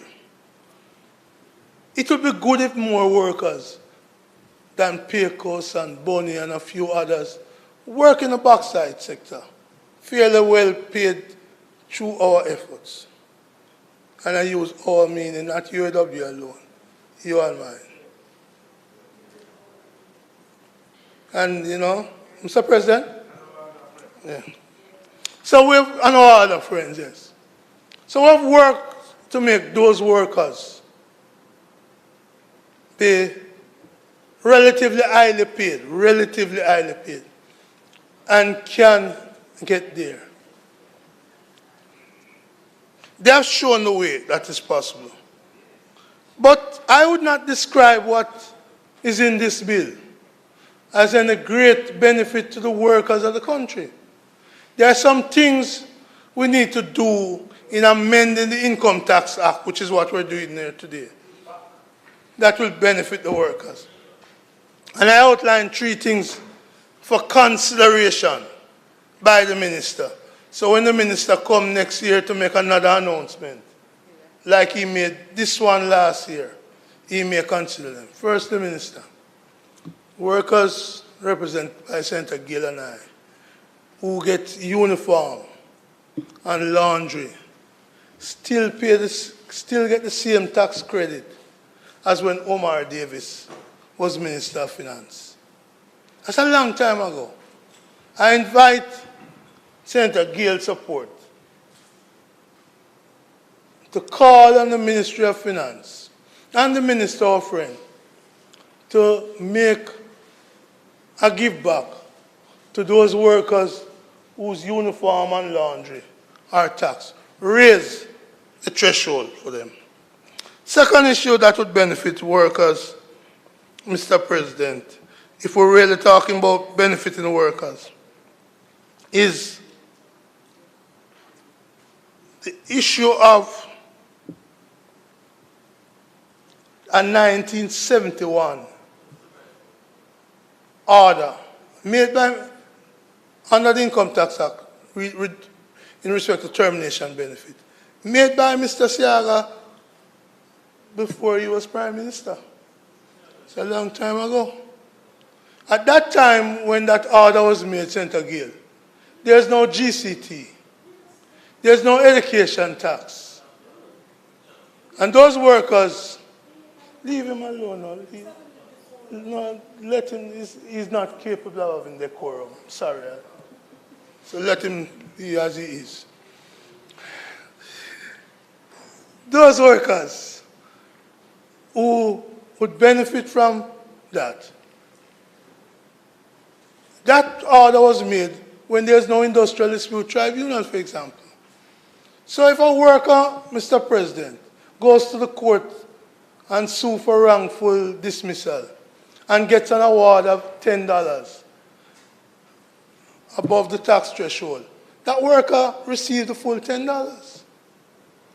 But if the worker goes to the industrial dispute tribunal and gets an award, the bulk of that award is taxed before, and that has been there before GCT, before education tax, before IDT. So again, I'm asking the minister, since we're interested in doing things for the workers, to review that 1971 termination order under the Income Tax Act. And the final one I wish to ask for, if we really want to benefit workers, it is the deceptive education tax. It's really, Mr. President. Senator Brown. I'm talking about amendment to the Income Tax Order Act, which is what this bill deals with. You're not speaking specifically to the bill, and you know it, you know. Sorry? You're not speaking specifically to the bill. That's what I'm dealing with, about amending. In other words, what you're giving up. What are your priorities? That's what I'm talking about under the bill. And under this bill, it's time for the government to review that taxation which goes to the income tax, which is called education tax, which tax now the minimum wage worker, the bartender, all the workers of Jamaica from $1. It's time for the government to review whether or not that education tax, which was to fund education, St. Crawford, which is not going to education directly, but to the consolidated fund, whether or not in your vaunted 1.5, isn't it time to move the education tax to start at 1.75 rather than the first dollar of the minimum wage worker? With those points, Mr. President, we support this bill in principle, but we point out the flaws, the weaknesses, because the little worker is not going to be, the little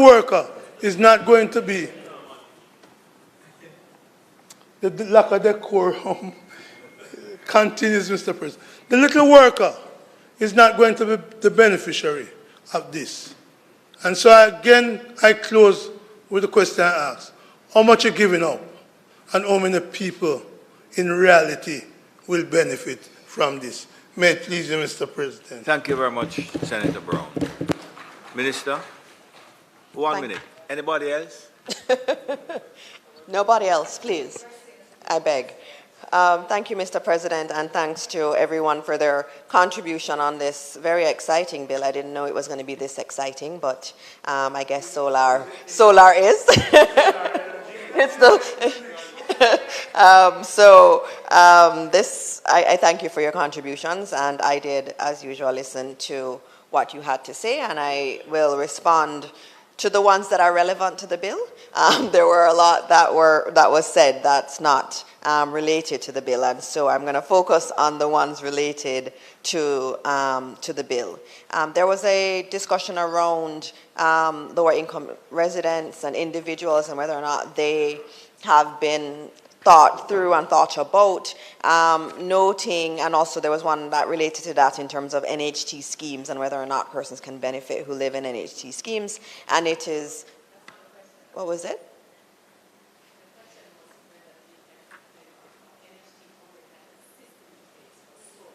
Yes, they can. So they can get the solar loan and they can get the tax credit. So that is in the affirmative. In terms of, I'm going to go down, I know there was an issue with 4F in terms of the inspection that is required. And just to note that this is something that we really insist on because it is obviously something that's electric. It's going to be powering your house. We have to ensure that it is implemented. The question that came up, the question that had come was also whether or not it also added to the costs associated with the individual. And as you would know from the bill, the costs that are contemplated are the purchase, the delivery, and the installation of the system.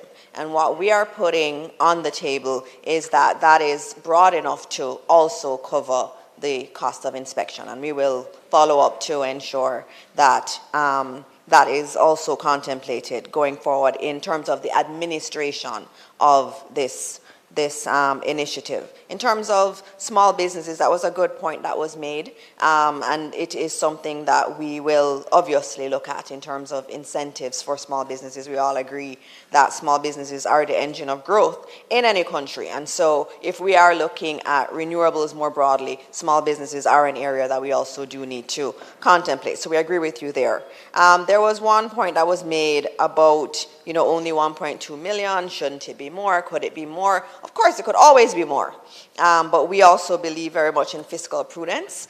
We think that right now, we know we can afford 30%, a 30% tax credit, and that is what we have implemented. Yes, we would love it to be 50%, maybe even up to 100% tax credit, but at this moment where we are trying to be as fiscally prudent as possible, we felt that 1.2 million was what could be afforded. And I know there was at the end a question from Senator Brown in relation to what are we giving up. In terms of the Ministry of Finance's estimates, they had estimated that it would be about 100 million in tax revenue each year.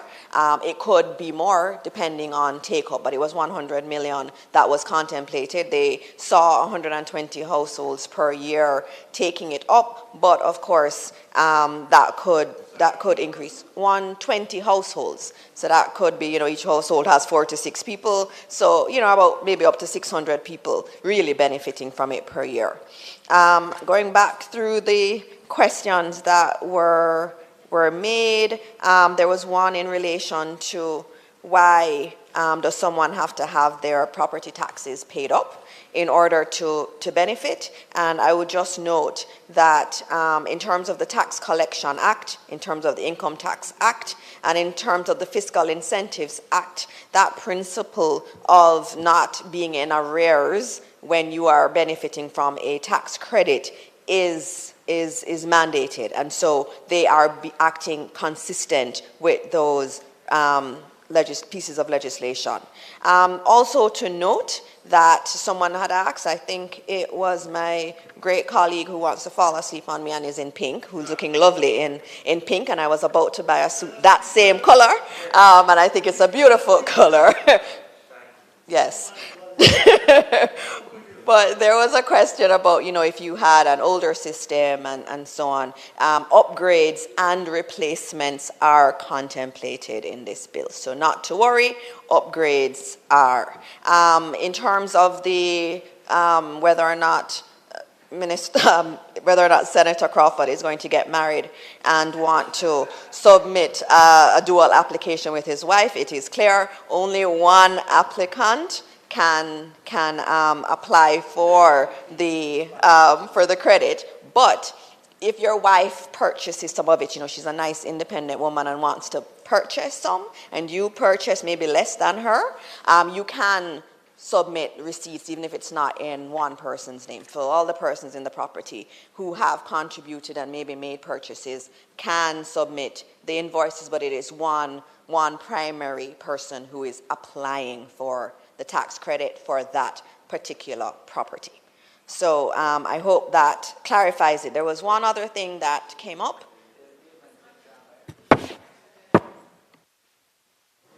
Go ahead, Senator. Yeah, she has yielded to you now, so you can ask. Thank you, Minister. Thank you, Minister, for yielding. But just following up on the question raised by Senator Crawford, was if he uses the tax incentive before he gets married, and then gets married and he moves to another home, whether he can apply again. I'm sure he's going to take his solar panels. He's going to take his solar panels with him and have his 2 wives with him. But as the principle is, well, he was speaking earlier about 2 wives, but I know the church I go to is only one.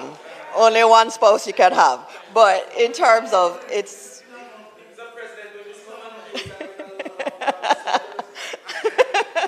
Anyway, hopefully you will, you know, come on the side of one spouse. But in terms of going forward, obviously, it is once for now. remember, this is early days. Technology can change. We have contemplated upgrades and replacements. Things can move along, and this act can change. But for now, it is one time that it can be accessed.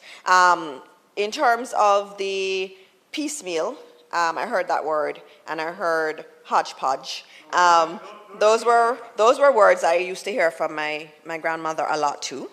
But, you know, piecemeal, you know, has many different definitions to it. You know, one of them is step by step. I would never describe what we've done as piecemeal, and I cannot.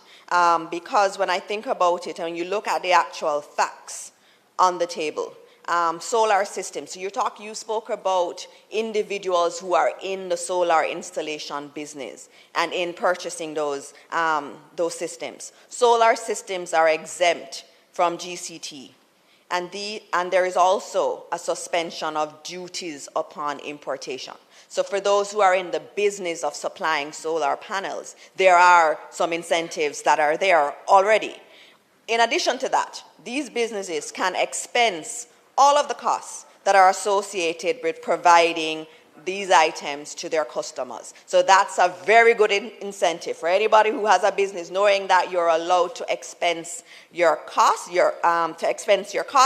Is a benefit. In addition to that, I spoke about earlier, reducing corporate income tax for independent power producers, and therefore for those who are producing 75% or more of their energy using renewables. So there are many, many different things that are being done. So the independent power providers have gotten an incentive. The companies that are selling these solar systems are getting incentives. And now what we're looking at is how can we incentivize households.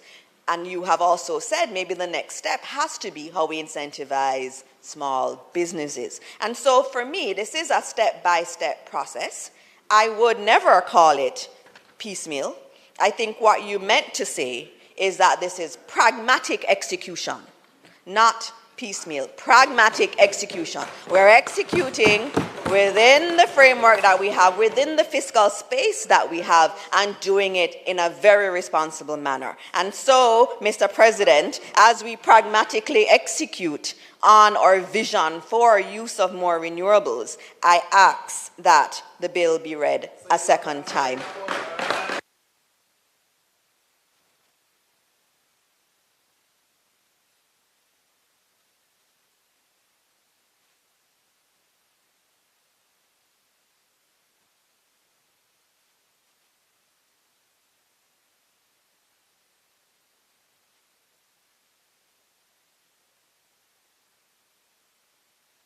Mr. Bunting, please stop distracting me.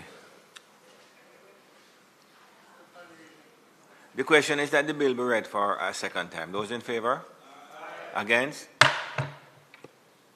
A bill entitled An Act to Amend the Income Tax Act, read a second time. Thank you, Madam. The Senate will now resolve itself into a committee of the whole Senate to consider the bill clause by clause. With the agreement of Minister Dixon and Senator Bunting, I'll take clause 1, 2, 3. Those in favor? Against? I put the title and enacting clause. Those in favor? Against? The question is that I do report the bill as having passed committee stage.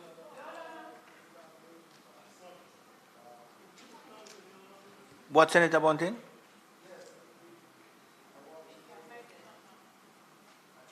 Oh, I'm sorry. No. Sorry. Sorry. I wanted to suggest an amendment. To the title and enacting clause? Clause 2. Okay. Okay, so the question is that clause 2 be recommitted. I'm sorry. I take that we were moving on it. Go ahead, Senator Bunting. Clause 2, 25F for C. I'm proposing that we delete C with the consequential renumbering of the following clauses, because I really think it is an unintended consequence, and it is going to all those self-employed persons who Senator Gale was lauding would potentially benefit from this, many of them will be excluded by the fact that they operate from home. And I don't think there is any great risk to the tax base to allow those people who have a little shop, who have dressmaking, who do nails, etc., etc. I think there is really absolutely no risk.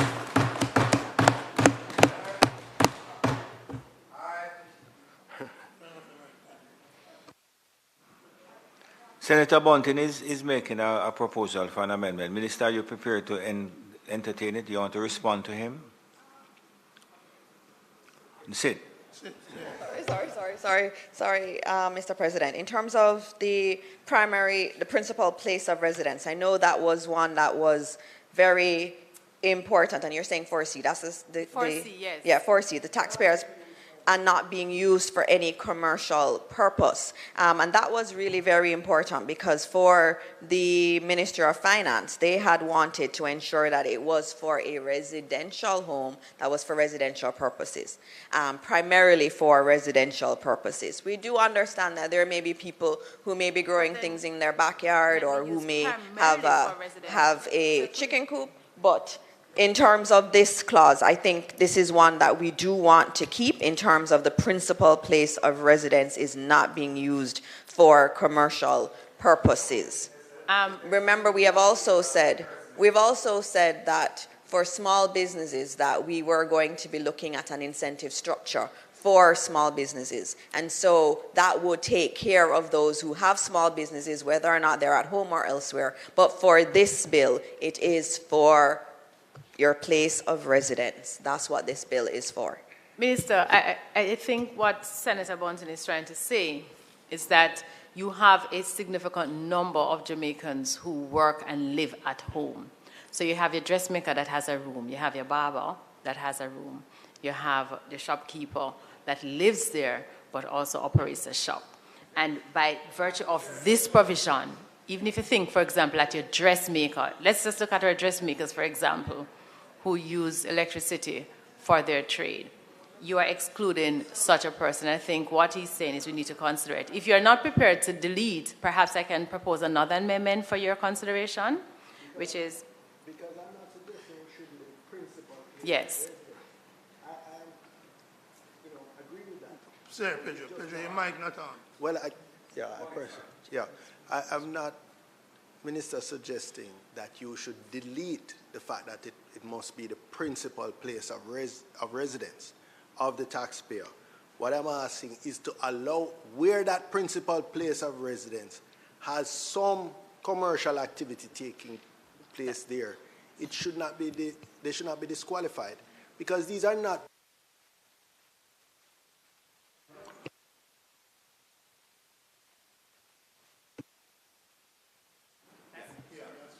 I'm saying we're not talking about persons. No major business, not even medium-sized business, would likely have the principal place of residence of the taxpayer being there. This is really talking about people who run a little small business, dressmaking, maybe especially in rural areas, they might have a chicken coop around the back of the house and so on. They should not be disqualified from accessing this just because of that. That doesn't seem fair. As it is now, you're essentially limiting this to Upper St. Andrew and similar communities in other parishes. That's essentially what you're doing. I mean, those are the people who that's 120 families that will benefit from it if we don't do this sort of expansion. And just while I have the mic, just for clarification, I note under the definition of solar photovoltaic system, batteries are not specifically named. Is that deliberate because you wanted to exclude that? Or in the definition of solar photovoltaic system, the last page 5, the only thing, the definition on page 5.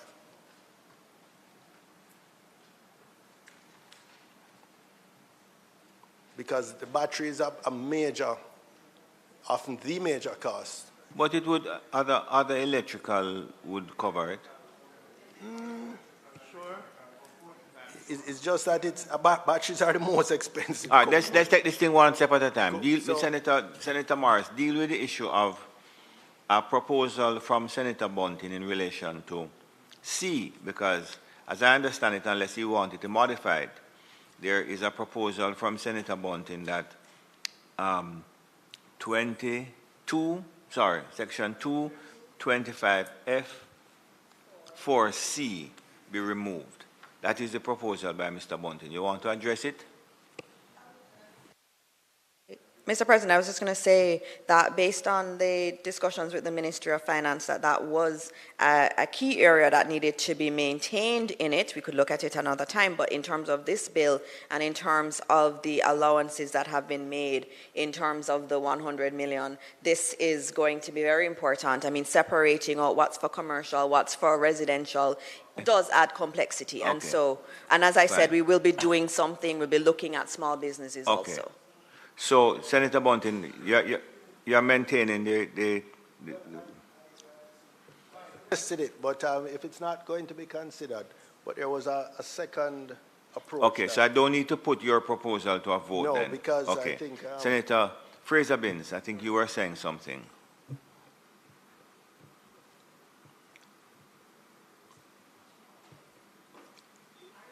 No, Senator, you were saying something, Senator Fraser-Binns?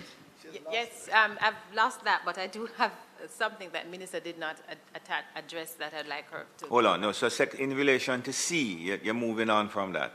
Yes, if I remember the proposal. You have something else to ask the Minister about? In relation to B.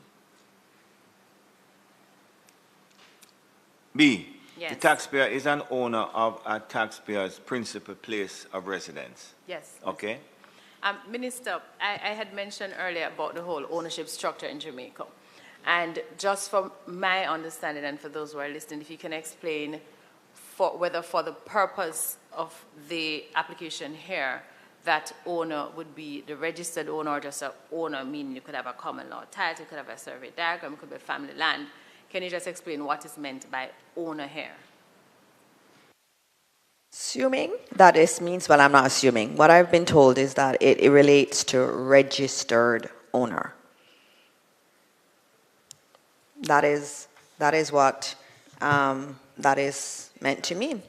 Yeah, and I agree. You know, in Jamaica, there are many different claims on properties. There are many different ownership structures, and it can be, you know, it can be complicated in terms of drafting these bills, and we have to be obviously mindful of all of those structures that we do have in Jamaica.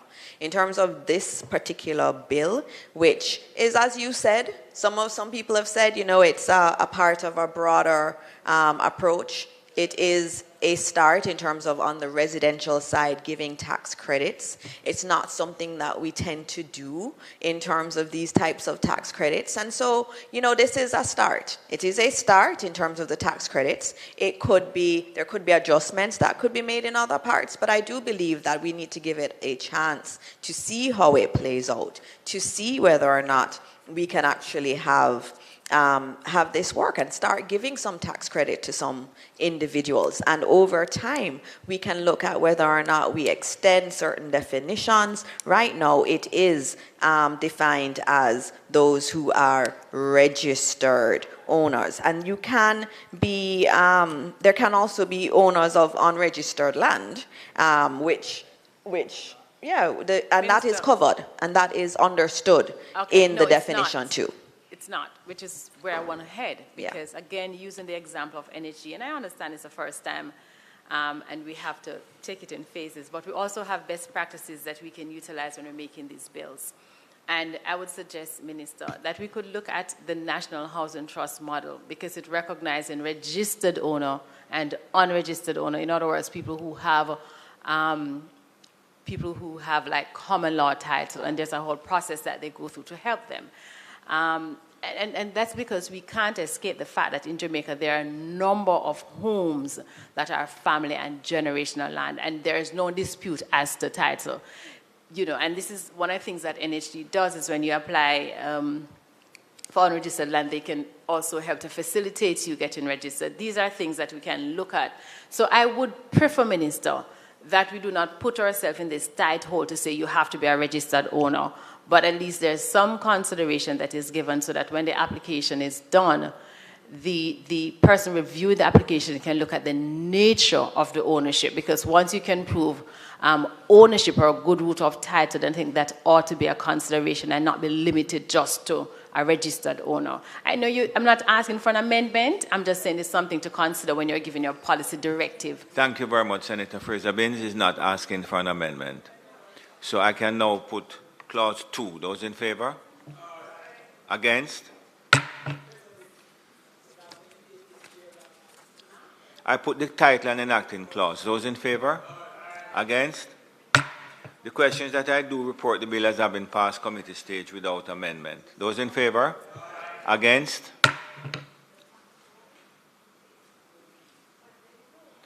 I do report the bill as having passed committee stage without amendment. Minister? Minister?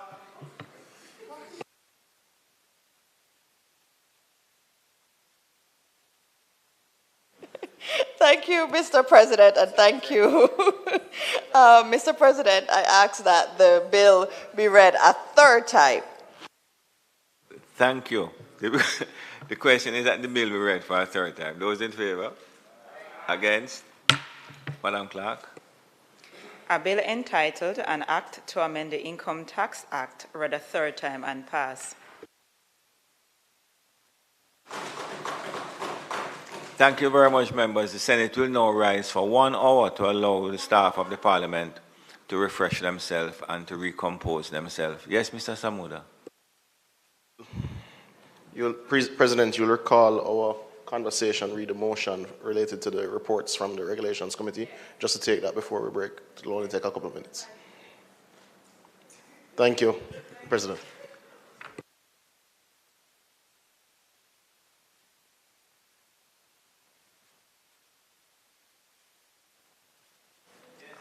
Yes, Senator Brown. Mr. President, I move for the suspension of the standing orders to enable me to take the motion of which I gave notice earlier.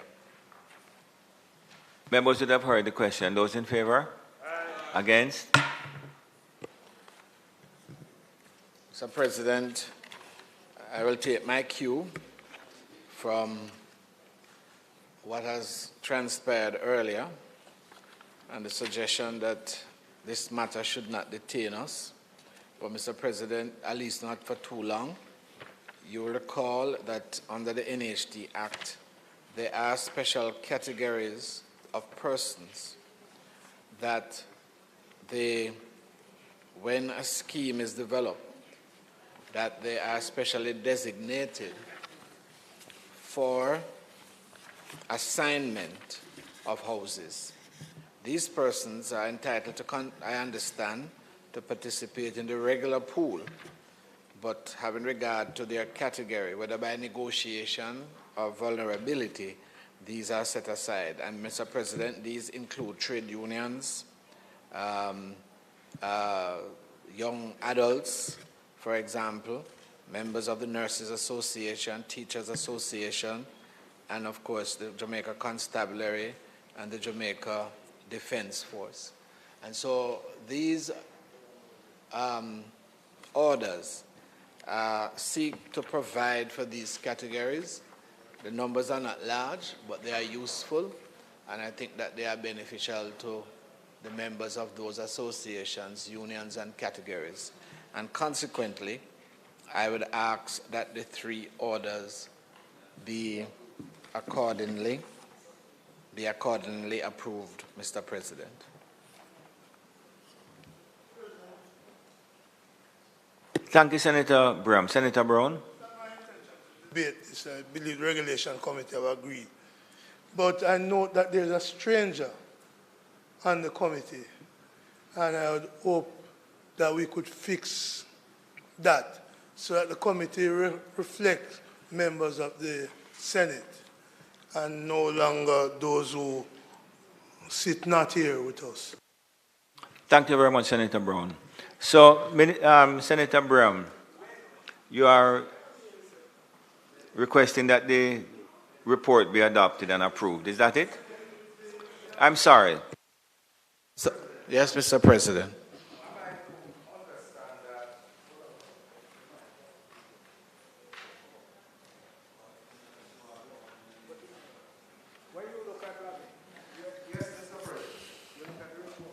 Mr. President, yeah. Go ahead, Senator Morris. Mr. President, I just want to find out from Senator Braham, am I to understand that these categories that he has mentioned in the regulation are groups that would benefit from the housing development at the various locations? Yes? That's how I understand well, it, yes? I mean, if so, Mr. President, a critical... May I assist the chairman of the Regulations Committee and indeed Senator Morris? So every time these do come for review at Cabinet, I have been advised that it is the policy of the NHT to include allocations for the disabled community, and they reach out for every development, but it doesn't need to be gazetted in that way for these. So just because as a matter that we've discussed in the past, just want to assure you that it is indeed covered in policy of the organization, and there are special allocations made. Thank you very much. Senator Braham. In due course, no doubt. So yes, Senator Braham. Yes, Mr. President. Now that the debate has been closed, I would ask that the motion be approved. Those in favor? Against? The question is that the issue of the item questions and answers to questions be recommitted. Those in favor? Against? Minister. Mr. President, the time being 2:07, I now move that the Senate be allowed to receive answers and questions at this time. Those in favor? No, sir. Those in favor? Receive and answer questions. Apologies. Those in favor? Against? Senator Fraser-Binns.